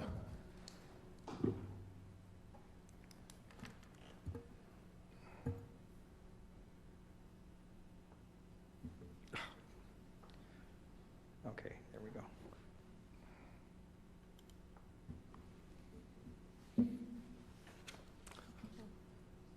Okay, before we begin the Mountain Ridge Park one, there was a lady that came at the conclusion of our break and was very unhappy with me because I did not allow we did not have public comment on the D.R. Horton issue of the decision. My response to her was, we have public comment at the front end of every meeting. What I did not say to her and could have was, if people let me know or let us know that they want to comment, we generally accept them, but she did not let us know that she wanted that to happen. At least we have to be aware of it if we're going to make an exception, and we generally do, right? So she could have made that request in the public comment period at the front of the meeting. She could have raised her hand or stood up during the meeting. That happens from time to time. And that didn't happen. But the truth is, if we have public comment, and I heard this from two different attorneys, if we have public comment when it's not required, we start implying things that they have the right to influence the decision when they don't. And so it can create problems. So the advice I've gotten from two attorneys, if you remember when I started, I would allow people to say anything after every item. And I had conversations with two different city attorneys, and they said, that's not the best idea. So now we do it by exception, but we still do it. But anyway, she was not very happy, and that's just the way it is, right? Sometimes people aren't happy for whatever reason. So I appreciate that she wanted to comment, but we didn't know she wanted to comment, and I can't read. So this brings up a good thing. So Rob, what the comment from some of the residents were, is they were wondering at what station along the annexation process they would be able to comment. We'd had, on this one thing with Micron, we'd had an open house in July, and we allowed probably for some comments, but that was an open house. We're in the, if this decision, if it be administrative and that, because it's administrative, we never had to have comments, or is there a time where we should have had comments? Or a public hearing? Because we are not taking any formal action regarding the property, there is no public hearing process. There is a public hearing process as part of Lehigh's annexation, and they have a public hearing requirement to complete the annexation. But us, when we are just looking at whether essentially to intervene in that annexation process, we don't have a public hearing. There's not a, whether to settle a potential dispute isn't a public hearing matter. Now again, obviously there can be by exception, as the mayor indicated, right. But. And we've heard from residents. Council and the mayor have responded to residents. Council and the mayor have been at open houses. As far as I know, most people watched the Lehigh hearings and heard the public comment that was made there. And they can call any of us anytime or send any of us individually an email. So there's been 6 months of opportunity on this for them to interact with us individually or at council meetings and public comment. So while her statement was correct that Lehigh has had more public comment on the issue than we have, there was no public hearing requirements that we had on this, and every council meeting we have unscheduled public appearances. And like, okay, I can't after the fact fix something that I didn't know about before the fact. No, and I think what was surprised me, I think they had been watching the Lehigh meetings. I think they thought there'd be a time at this agenda where, and I think you've been doing a pretty good job where you're saying, hey, you mentioned at the beginning of the meeting, there's nothing that's going to be having a public hearing. And so and I think that's maybe some good input is if we see across the agenda, there might not be public comment. We tell people at the front, hey, there's nothing on our agenda. We are showing a public comments part and of it. I did yeah, say you that did this do time. that today. So anyway, I just wanted to let you know that we do make exceptions, and you've all been part of them for people to come up. But again, I've had two different city attorneys tell me it's not a good idea to have comment after every item on the agenda, because it creates some potentially legal issues even. So that's why I curtailed that. Anyway, moving on. Mountain Ridge Park. Can you put up the picture of the park? Okay, so let me before we start the discussion, I'm going to invite Nathan to talk about, go back to just the second slide. I'm going to invite Nate to talk about the design process and the bid process, because it's not something all of us are familiar with, and walk us through what that process is so we know as we make decisions how we're impacting the future of when the park can be built, or any item that we do. But so this is a typical construction bidding process, whether it's a park, whether it's a sewer line or water line or a road. Once the construction plans are ready and we have a bid package ready, what that bid package has the plans in it, instructions to the contractors and so forth. We advertise that on the state procurement website. Usually we do that between 2 and 3 weeks. Sometimes we will let bidders know that's coming, because they keep in contact with us, especially the big stuff. And then we will hold what we call a pre-bid meeting during that 2 to 3 week time frame. That allows them to come in and ask us questions about the project, get clarification. Sometimes we'll issue statements out so everybody that's interested in the project can say, oh, this is what they meant about this portion of the project, or so forth.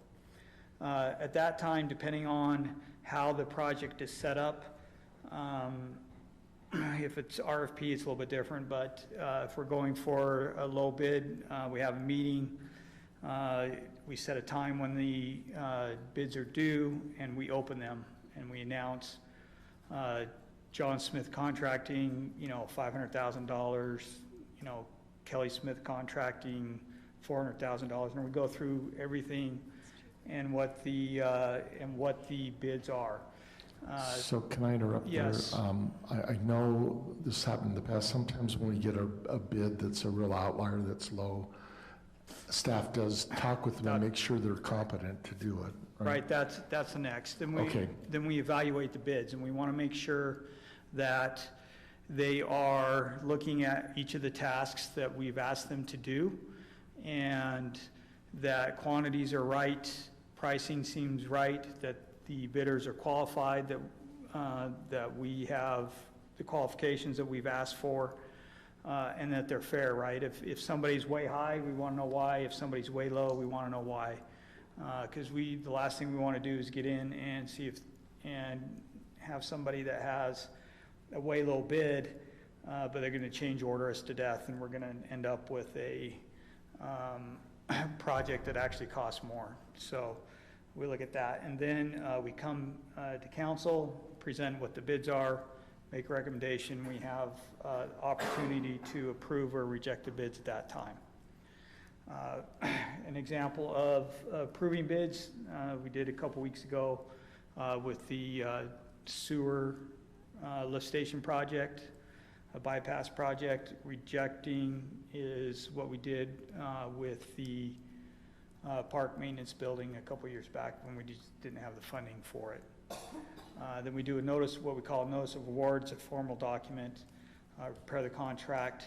After that, they meet with Public Works, do a pre-construction meeting, meet all our superintendents, who's going to have roles, exchange phone numbers.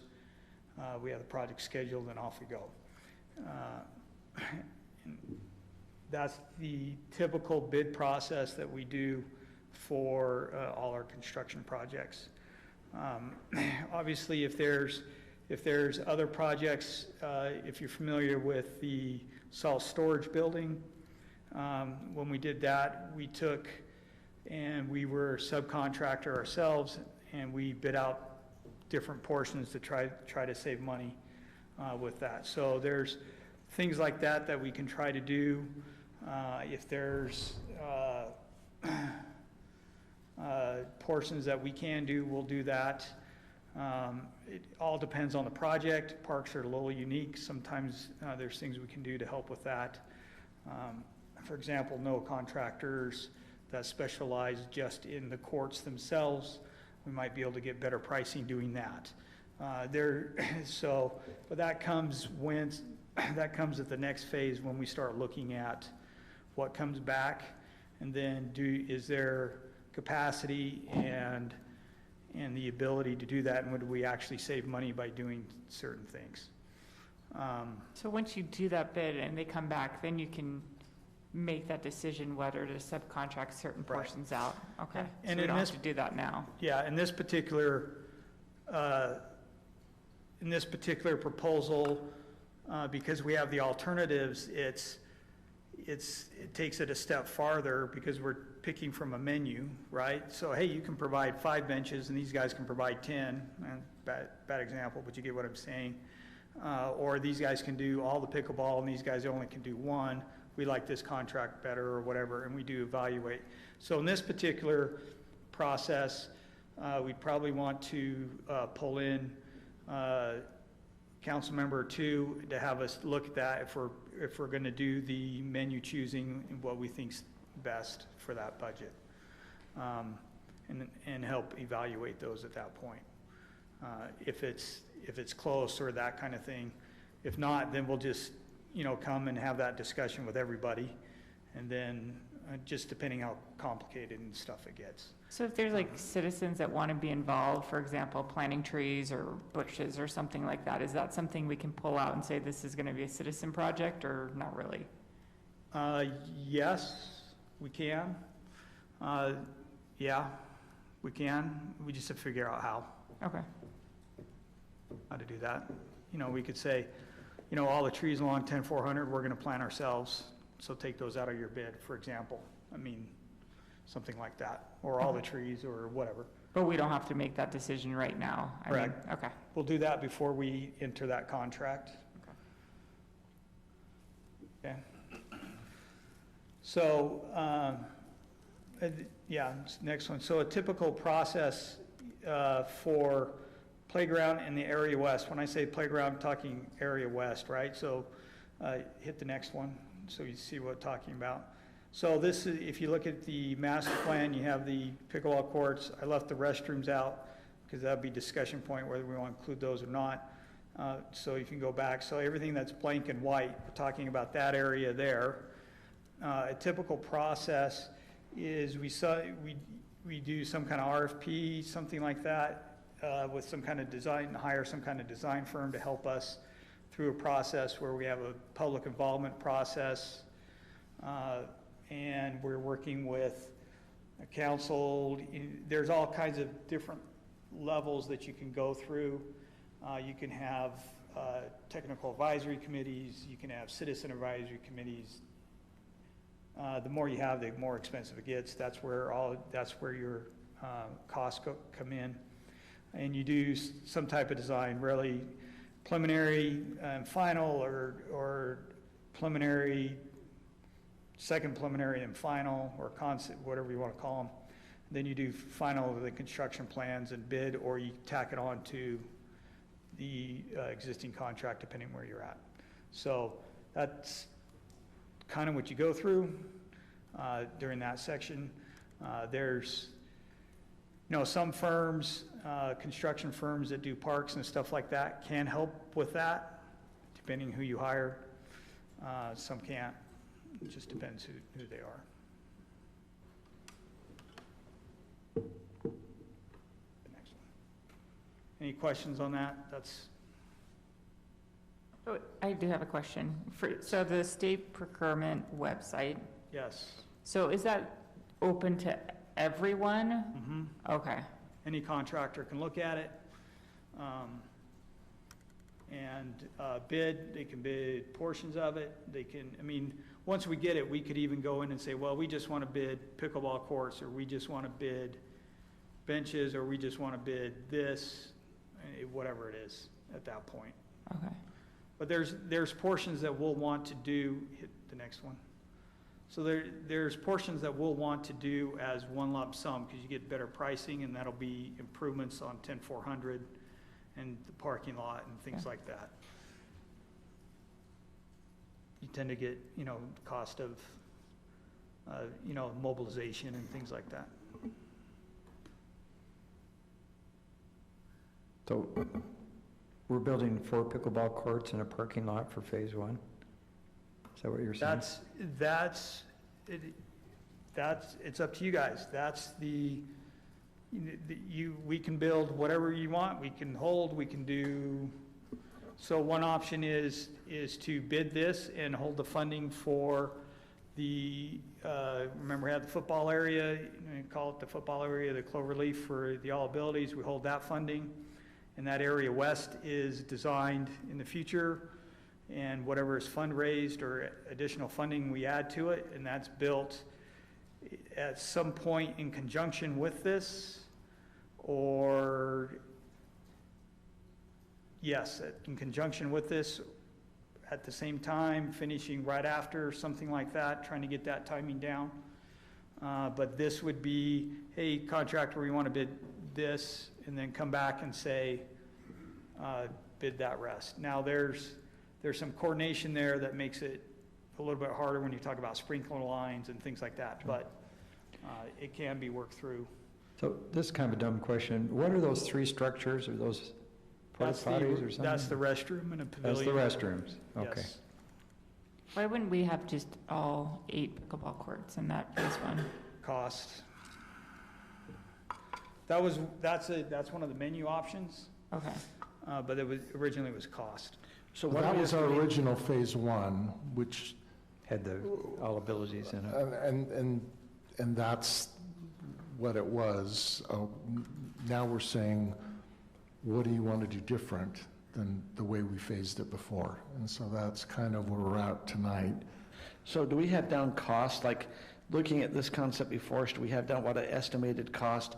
And I don't know, are we looking at 2 of the soccer fields maybe being done by Surf Soccer, and then, with the city doing one? I mean, have we gotten that far, or where are we at in the process? So this doesn't address anything related to surf soccer. We don't have the contract yet. It doesn't have anything on it, really. It's No. just, So our estimates with funding was our cost and funding was 2.4 and 2.3, so we're right below our funding. But I thought we allocated another like 1.2 million. That does not include that. That's what I thought we'd also Did, had. yes. Okay, so I mean, this concept before us, we figure will cost us 2.3, you're saying? Yes, that phase one. Okay. not this picture. Yeah, go back to phase one, and that includes reserving the 500 plus or minus for that all-inclusive area. Okay? We figure phase one goal here is 2.3 million. Yes. 2.3 million will buy us 4 pickleball courts. And some bathrooms, restrooms. And some restrooms. And a parking lot. Parking lot, improvements along 10,400, and money for the playground.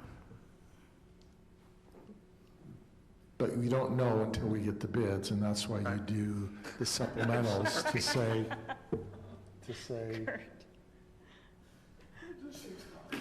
Well, okay, so think about this. According to Cedar Hills, their 11-acre park costs about $5.5 million to build, right? We're building a bigger park. Well, that included, they had to pay for the land, right? Oh, no, that's exclusive of the land. The Okay. land, with the land, it was over 7. It was 7.6, something like that. So they built the rest of their park for $5.5 million-ish. 435,000 an acre for improvements.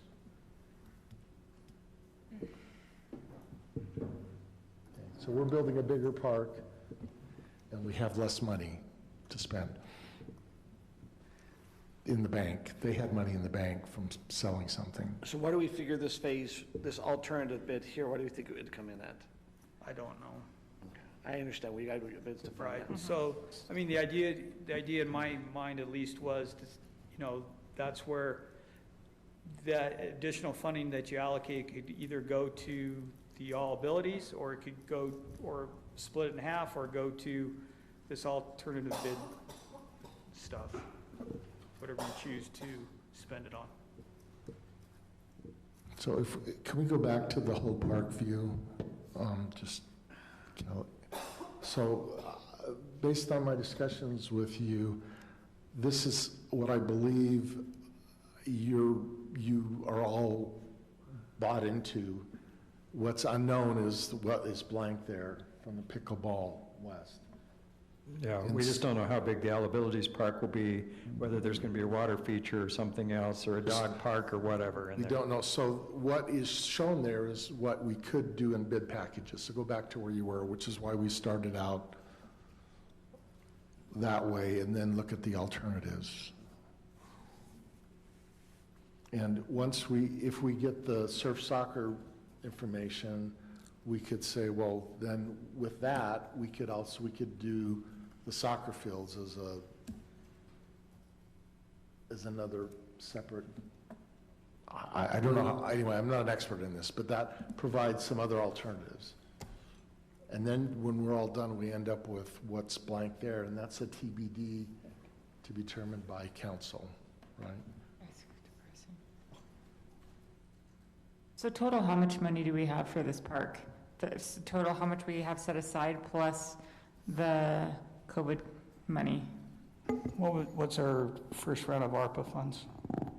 1.3, and the second tranche will be an equal amount next year. So, let me look it up. 2.6 plus another 2.3? I mean, we have 2.3 from all the sell of the ground and all that. So, but the budget was 2.5 for it, I thought, Yeah. when I went through the budget. Let me look it up again so I get it right. I thought it was 2.5 and then 1.3, 1.3. So we had 4.8. Yeah. $1 million here, $1 million there. Yeah, and I'd like to see this park come to pass, but at the same time, we've got kind of partially developed parks, like Beacon Hills. We're stuck at kind of at phase 2, last I knew. I mean, I don't know. Are we going to spend every cent from the Rescue Act on this park, or does it need to go to some other parks? I mean, there's a lot of concerns about Highland Glen. I don't know. I mean, I'd like to see some phase in. I'd like to see this park done, but I don't know if we can just assume that we're going to have all 2.6 plus the 2.5, that we've got $5 million for this park. 5.1. Yeah. We do have money in the open space. We have, council's allocated 2.46 in existing revenue, plus our first round of ARPA is 1.3, so 3.76. Almost 3.8. Yeah. But I think, Scott, we do need to visit about this. We have some parks that have some needs. Do we put all of it here, go building a new park? And here's the conundrum. We have finally some money to be able to go do the Mountain Ridge Park. Yeah. We're gonna have some maintenance costs that come with it. Are we ever gonna get money to be able to finish some of the other parks, and what are some of those other parks really need to be finished? I know you bring up Beacon Hills. I know and I asked this before when we had Tim Irwin here that lived up there. He says, what in the park plan has not been finished? And if you remember him saying, he says, it's finished of what we understood. Now, that doesn't mean there can't be other amenities. Well, there was a master plan, though, for Beacon Hill Park, and we need to go back and look at it, because we got stuck at about almost phase 2, but I think, if I remember correctly, there were 5 phases.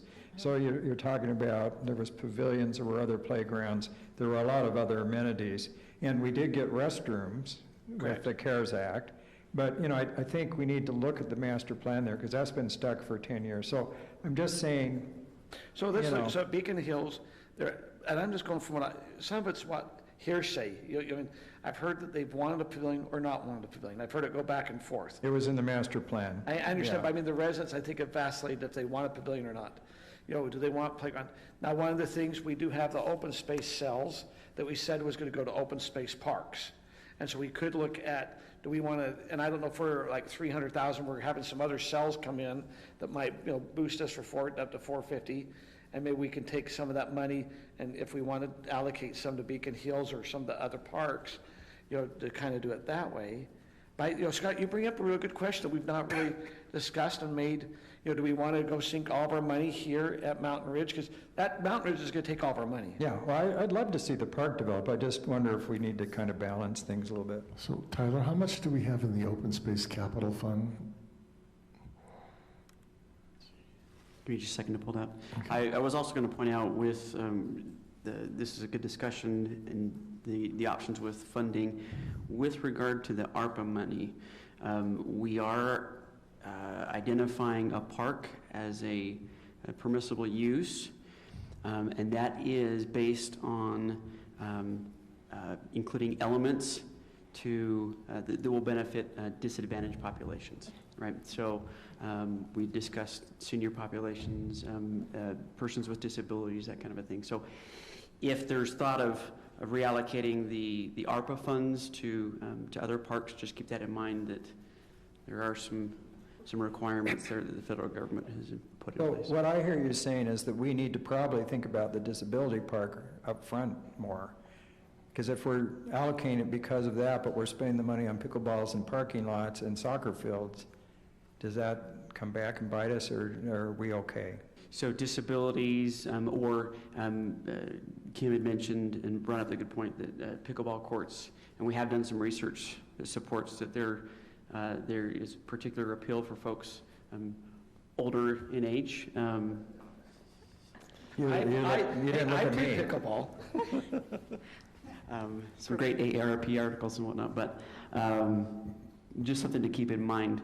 There is plenty of flexibility out there with the funding overall. So we don't have to build the All Abilities Park first to meet the criteria, is what you're saying? Not As necessarily. long as it's part of the The overall plan. project, because at the end, that's what you end up with, so. And we're not going to get another 1.3 till next year, so there's a default delay there. How much is in that open space fund? Pulling that up right now. And are there any other secret funds out there that we need to be aware of? Oh, you're hesitated. In 2 weeks, it's going to be great. You're gonna love what's coming. We've got some analysis prepared for you with regard to that. The suspense is killing me. Stay tuned to what he's saying. He just wants to keep you interested.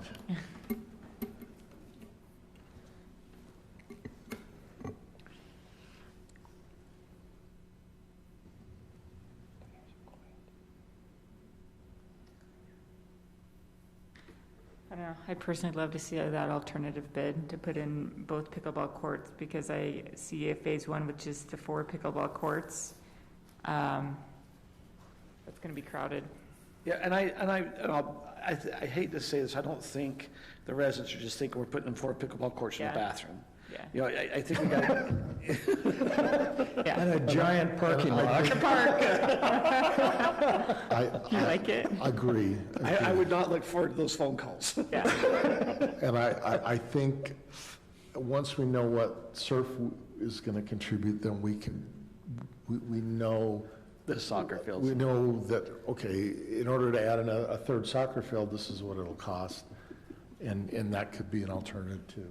We'll just see how far money goes. We just need to find a dad that is has a 10-year-old soccer player that really wants to coach, plays 13. Or pickleball, or whatever, right?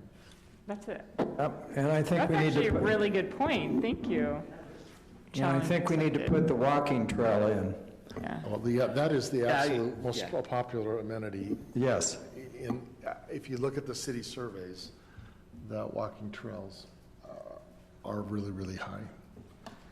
And this would be a great place for that run club. You really, if once we get the trails in, this would be a good place. Well, I thought it was going to be the Bird Raceway track. I actually would like to have like one of those little trains that can go, you ride on the thing, and it'd be kind of fun to have it come on a Saturday, have a little train that the kids could ride around. There's a guy in my stake that can build that from scratch, and he built like a quarter scale track. Smeltzer. Oh, sure. Yeah, he's got a quarter scale functional train that he built from scratch. And the answer is tight. All right. So the total of sales of property coming into the open space fund, I've gone back, looked as far back as we can go there, 464,000 roughly. We have 464, plus we'll start having cells that we had of the ones here that will start to come. Have you taken out of that money we've spent from that then? That's what the remainder? That is not, no, that's just what we've collected so far. Oh, no, we paid for the tennis courts, about 100,000 out of that, did we, Mayor? Yes. Is that from this year, is that? Canterbury Circle, Is that? Sports court. Yeah. That would have come Is out of that that. minus the sports court that we put in? No, that is just gross collections there. We can go in and dissect what's been spent there as well down there. That would be the fund, that would be the balance, which we don't have. So roughly 300,000-ish. And we're selling another 54 properties, that's going to generate some income, I would think. Yeah, that'll just take, some of it will take 12 months, maybe, to close.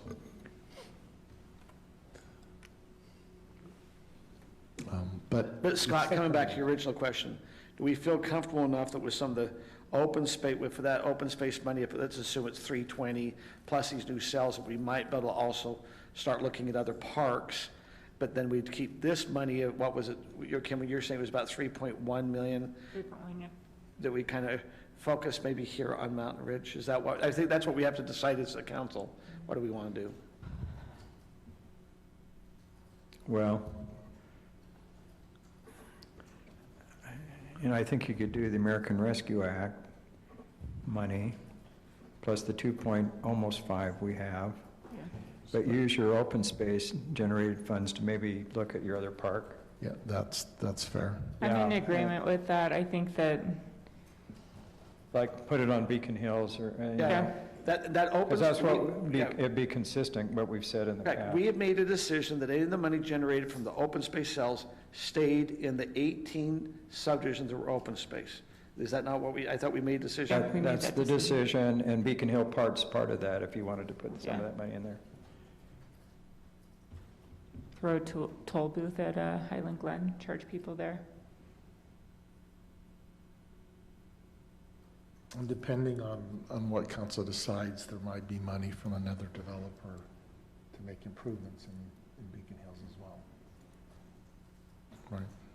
So you have phase one, alternate bid, so you're going to try to bid this differently. What you're looking for, Nathan, is do we want to go out to bid with what the with the process up here, right? And I think, you have that phase. I do think we got to, I like that. I wish we could get the trail and we could maybe get something with surf soccer or some other, entity out there to kind of work with on that. Yeah, so we can add alternatives for the trail and then the soccer fields, right? Spit it out, let's Good. see what we get. In the meantime, council will be working on what goes west of the pickleball courts. Yeah, Right. and fundraising for that. I like phase one alternative bid. Me too. I can support that. Okay, so this is, is this a action item? I can't remember. I think it's discussion, This isn't it? discussion. It says administrative.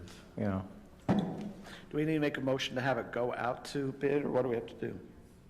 And you can still do menu items on this, right, Nathan? So we could do, pickleball, parking, landscape. Right, so what I heard is you want us to bid phase one alternative Yes, and go get a cost for that, yeah, right? yes, Okay, do you want restrooms? Yes. yes, Assume, in the pavilion? Yes. yeah. Okay, so we'll go get a cost for that. Now, okay, and we're not putting any, on that one, there's no grass. I mean, on this bid, there's really no grass. There'll probably have to be some, what is around the bathrooms right there? That is a concrete walk Okay, and a concrete pad, that's it. okay. I mean, there's grass, Xeriscape, we're gonna do along 10400. So we'll see, so skip that, that'll be Do you nice. see any opportunities in which Highland residents can help out with any aspect of this portion of the park? If they like to shovel rock, yeah. Just kidding. No, I'm just, It's a workout, guys. it is. I mean, I've it's a done that few calorie times. burner. I'm just gonna put it out there.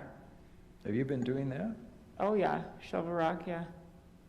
Every single day, It's You have a not fun. backpack of rocks when Yeah. you run. when I run.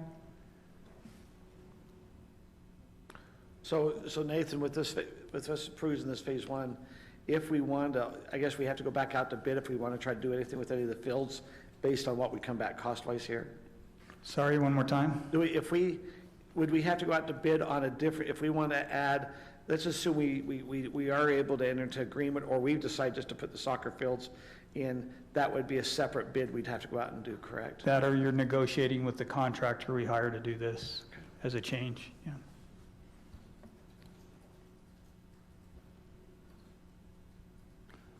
So we'd like they all think we have a lot of money out there. We want to tell them that we think this will only cost $1 million and see what it comes back bid-wise. Yeah. Okay. Okay. Is there a motion in there? Do you need a motion? Yeah. No, is there a motion in somebody's head that they want to Make a motion. extricate? I guess I'd like to make a motion to direct staff to go out and bid for the alternative bid design. I'll second that. Motion by Kim, second by Scott.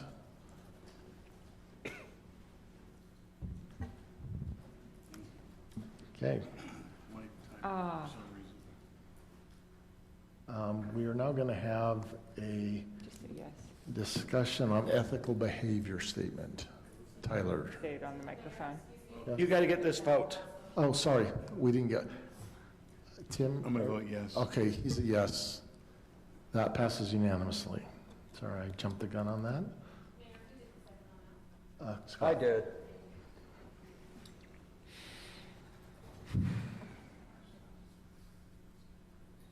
Thanks, staff, for explaining that whole process. That was really informative. I appreciate that. So we just need to sign this.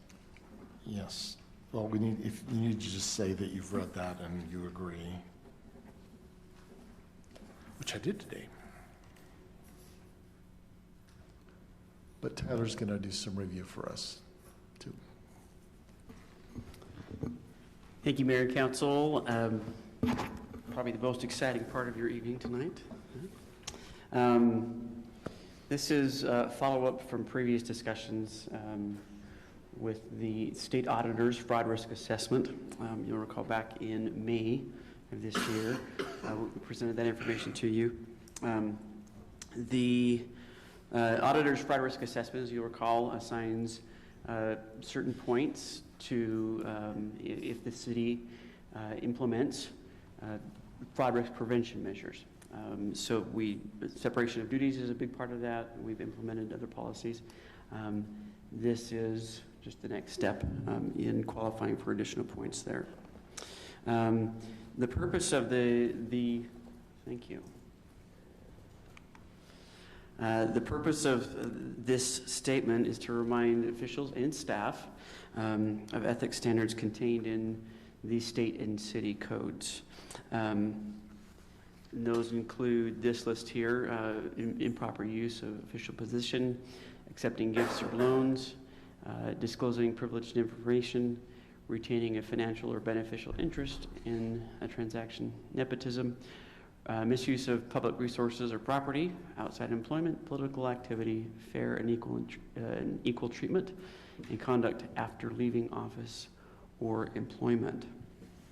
The statement that we have provided for you here is not going beyond the law. It's simply an opportunity to acknowledge those standards that are already in place and provide us an opportunity here on an annual basis, as recommended by the state auditor, to reflect and recommit. So we could take a moment of introspection. We need to get into a yoga pose, is that? Right, best pose gets points. But in all seriousness, it's I think a celebration of the good people that we work with on the council and with staff, and a reminder of the obligation that we have to support each other in being ethical in all that we do. So with that, recommend that you each sign individually the statement there in front of you. The plan then would be to present the same statement to the board of the Public Safety District and staff. Do that on an annual basis as an opportunity to remind folks of the important responsibilities that we have. So can I ask a quick question? Absolutely. So in the heading this, you said officials and staff.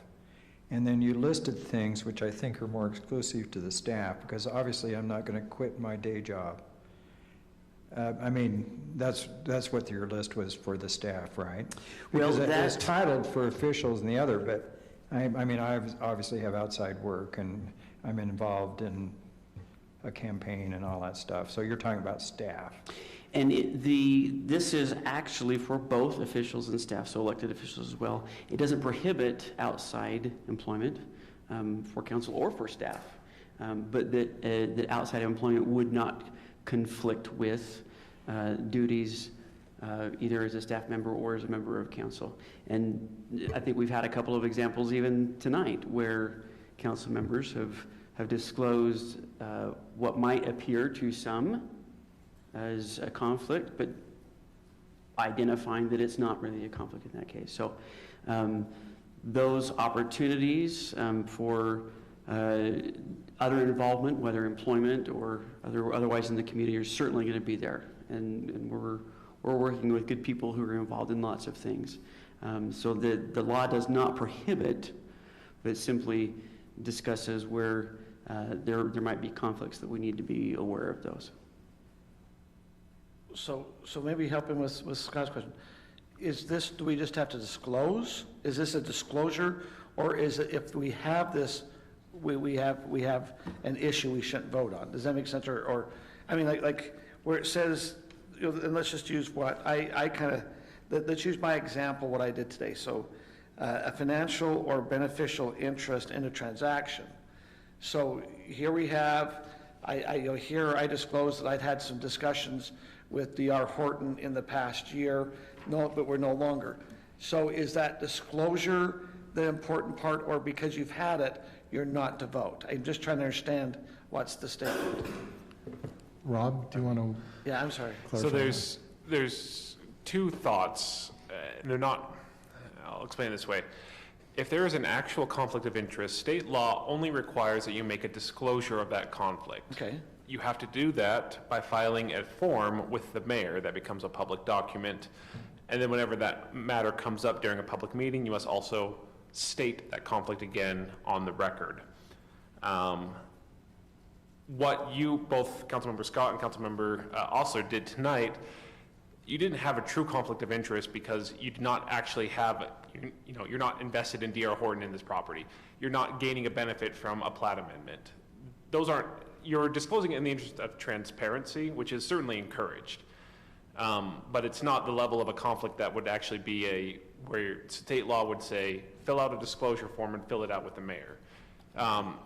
You are also encouraged, however, at least annually, to review, your business investments or whatever, and to file a written disclosure with the mayor that would outline if, you do business with an entity that is regulated or does business with the city. If you have some other personal investment that might present a conflict of interest, you should have that form there. For these, I think this is just the council being open about, discussions you've had. It's not a true conflict as state law would define it. Does that make sense? And this form is this isn't the actual disclosure form. That's a separate form. This is just a statement that we understand that there are ethical rules in both state and city code, and we agree to, honor and uphold those. That's all this is. And review them. So, Scott brought this up about outside employment. I assume it states here as elected official, but what type of outside employment could we have as a council person or mayor that would be a conflict? I know of one city, for example, where one of the members of the council is also a contractor for the city doing its garbage service. That's a clear conflict because they're voting on theoretically whether to approve a contract with themselves. So they recuse themselves. They've also done the disclosure for that. So that's an instance of where there would be a specific conflict. And then it talked about political act. I'm sorry, is there a question on that? No, another example would be if I worked for Black Forest and they were doing road work here, well, I would have to disclose that, and then I couldn't vote on that contract, right? Or if I was JUB or whatever, same thing. Okay. I will say technically, state law does not say you can't vote on it. It just right. Well, you says that have to disclose if you it. violate ethics laws, you can be subject to prosecution. So my general advice is if you think it rises to the level of enough of a conflict where it should be disclosed in written format, the full, I would advise people to recuse themselves out of an abundance of caution. And so just so we're familiar, what would be political activity? Like what's ethical political activity? I'm just trying to understand what that would maybe be an example of. So that it probably applies more to staff, right? Where our interactions and information that we provide in capacity as staff we need to be careful of what we're doing. The staff needs to stay neutral and not, when someone comes to the front desk, say, hey, right. We like such and such for being on council. You have to be neutral in your voice. Correct.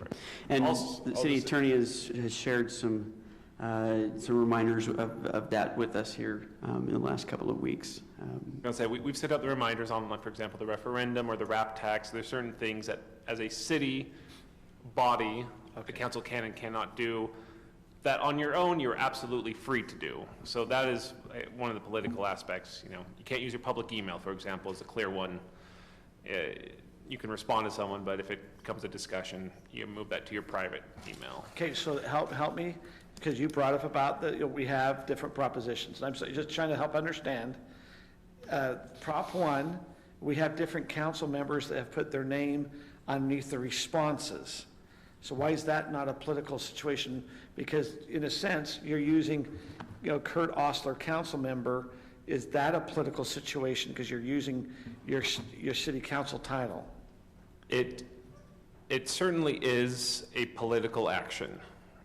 The reason it's allowed is that, for example, the voter information pamphlet and those arguments are required and allowed by state law specifically. And also, you can use your position, you're expected to, you are elected to be a council member. It's expected that you would support certain things out in your community, certain political things, and you can say, as a mayor, I endorse, say there's a constitutional proposition for the state. I endorse this as, the mayor of Highland. That's perfectly fine. What can't happen is the city council votes together, we're gonna go put out a whole advertising campaign for a certain political issue, because that's the city side of it. It's a fine distinction, but it's between the city organization and when you act as a body, there's a lot of restrictions. When you act by yourselves, you can basically do whatever you want as long as you don't use your public email and all of those other kind of few restrictions we've talked about. Okay. What about accepting gifts? Is there, you're gonna laugh. Sometimes I've been at the chamber meeting and the very first meeting I put my business card in. Well, I got the big gift. And the very first thing is I looked at the person who was there and go, I can't get this. And I gave it to the person who sat at the table. I go, is there a certain dollar amount or should we just not accept any gifts? It was weird because I was there as a council person and I got this gift and going, well, I'm there representing the city, should not take any gifts. And just, maybe it's a $50 gift certificate somewhere. And so is there dollar amounts? How do we handle stuff that way? This is just questions I guess I've had at different times. Yeah, and I've got a photo of that. So, the prohibition on gifts does not include value of $50 or less. That's, say that again? $50 or less is not considered a gift. Or an award, that's, some public award for service, loans, or political campaign contributions are not considered gifts that are subject to the Ethics Act. Anything beyond that, I've had the situation where a company has invited council members to go on certain vacations in order to be educated about the prospects of how maybe places in Europe handle skiing. Don't do that, please. So, yeah. Okay. So is there any other slides that you have for us, or? They're not. I'll be happy to gather those forms if you had a chance to send it, or if not. They're stacked right there. Before you take time. Thank you. Council, any other comments, questions? Okay, so Nathan is up to review the staff project list with us. Did we get a copy? Oh, here it comes. And I had projected that we would start this at 10:05. So.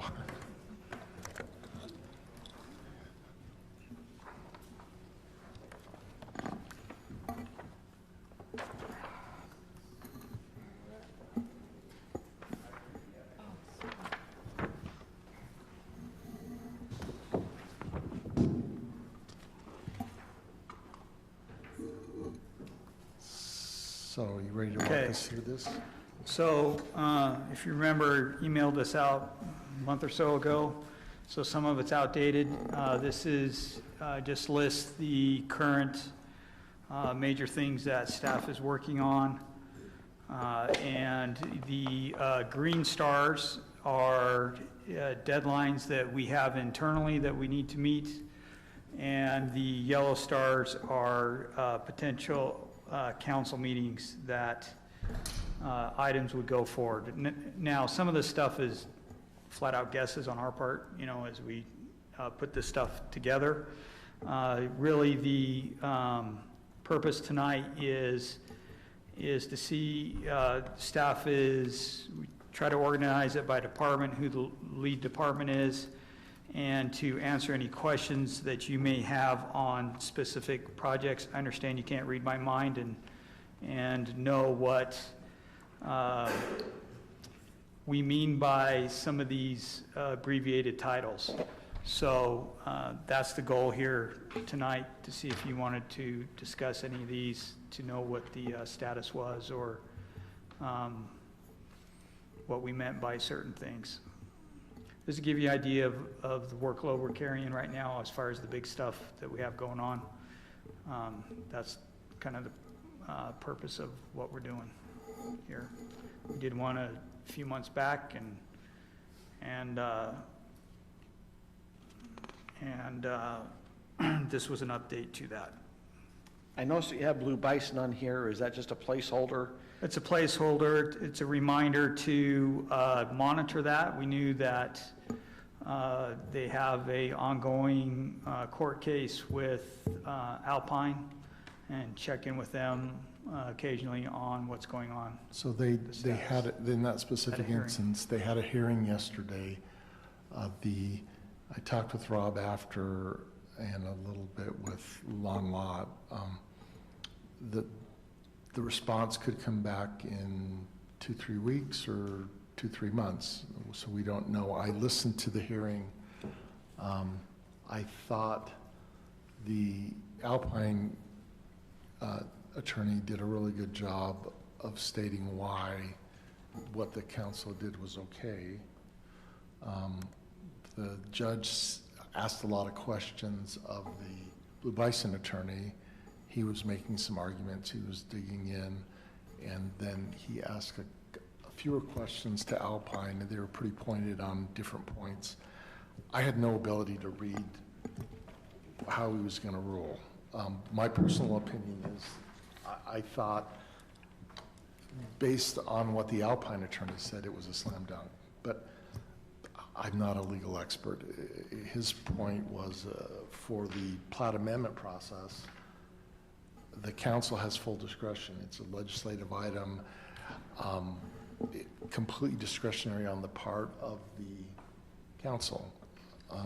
The opposite guy said, well, there was no finding, they made decisions that were arbitrary and capricious. They didn't agree with the Planning Commission recommendation, therefore what they did was bad because they didn't take into account all these other factors as to whether or not it was good for the city or not. So, but to me, the way the law read on plat amendments was pretty black and white. But I don't know how the judge is going to rule, so we'll see. The thing that surprised me, I listened to the whole thing too, is they kept on referring Blue Bison back to the Planning Commission and approved it. You know, and then they were talking about, the one thing, if you ask where I kind of probably judge it, is that original plat was 4 lots. They came up for a plat amendment to go to 8 lots and to also extend the road. What was a private road to now become a public road. So reading it, after I heard, was hearing all that, and the council had the decision, I'm going, I kind of lean where you're saying. I just don't see how it goes the other way. But we could always be surprised, but we didn't understand some court thing. So Nathan, do you need any of our feedback on your project list, or? No, this was just more. information only? This is information, and if you had questions on it, we'll make sure you understand it. And this is awesome. Yep. Yeah, I love this. Appreciate this. Can I? Yes. I communicated with it the other day because I was walking around the Highland Glen Trails, which was part of the trail maintenance plan, and you explained why it's been kind of delayed because we got to get some engineering for a little retaining wall and probably, I bet some of the costs are kind of Higher? gone up a bit. Andy, do you want to Can you give tell us us an about what's update on going on that? with the Highland Glen Park trails?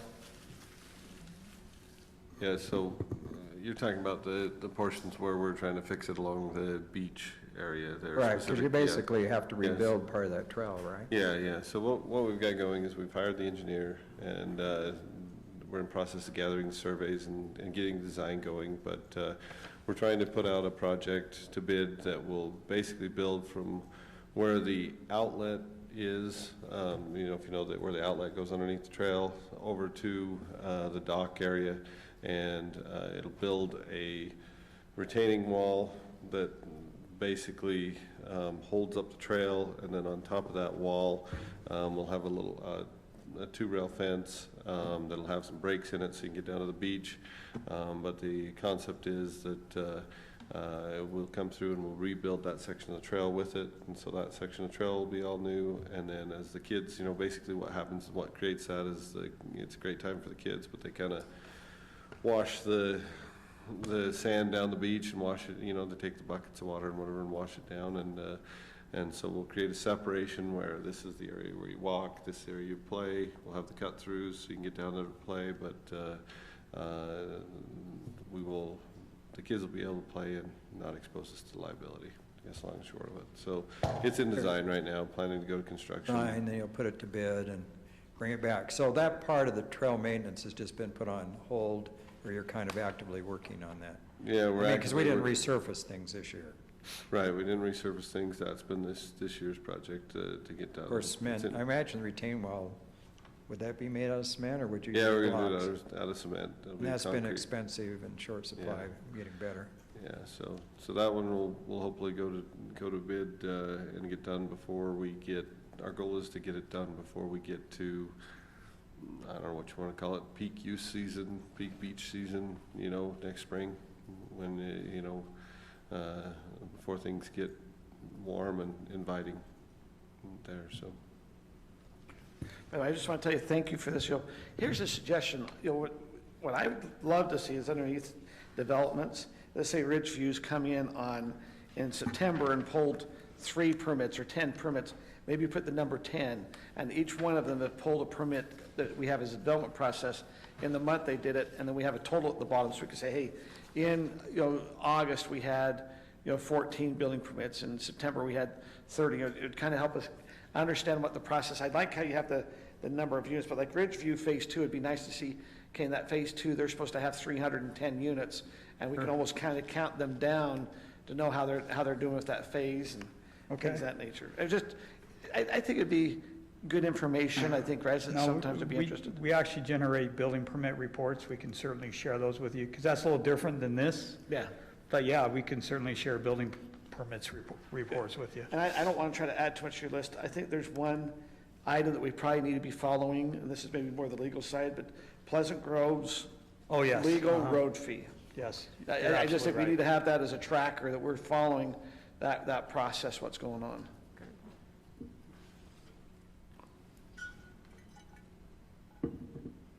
Anyway, very good. I like this. Gives me a lot of time to ask questions. The state did something similar like this. It was really effective just because it shows your priorities that you're in front of you. Thanks for doing this.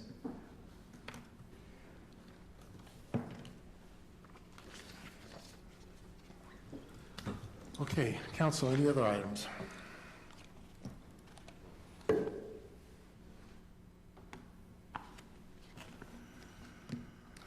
Seeing none, I would entertain a motion to adjourn to closed session, or convene a closed session to discuss the character, professional competence, or physical mental health of an individual pending or reasonably imminent litigation in the purchase, exchange, or lease of real property as provided by Utah Code.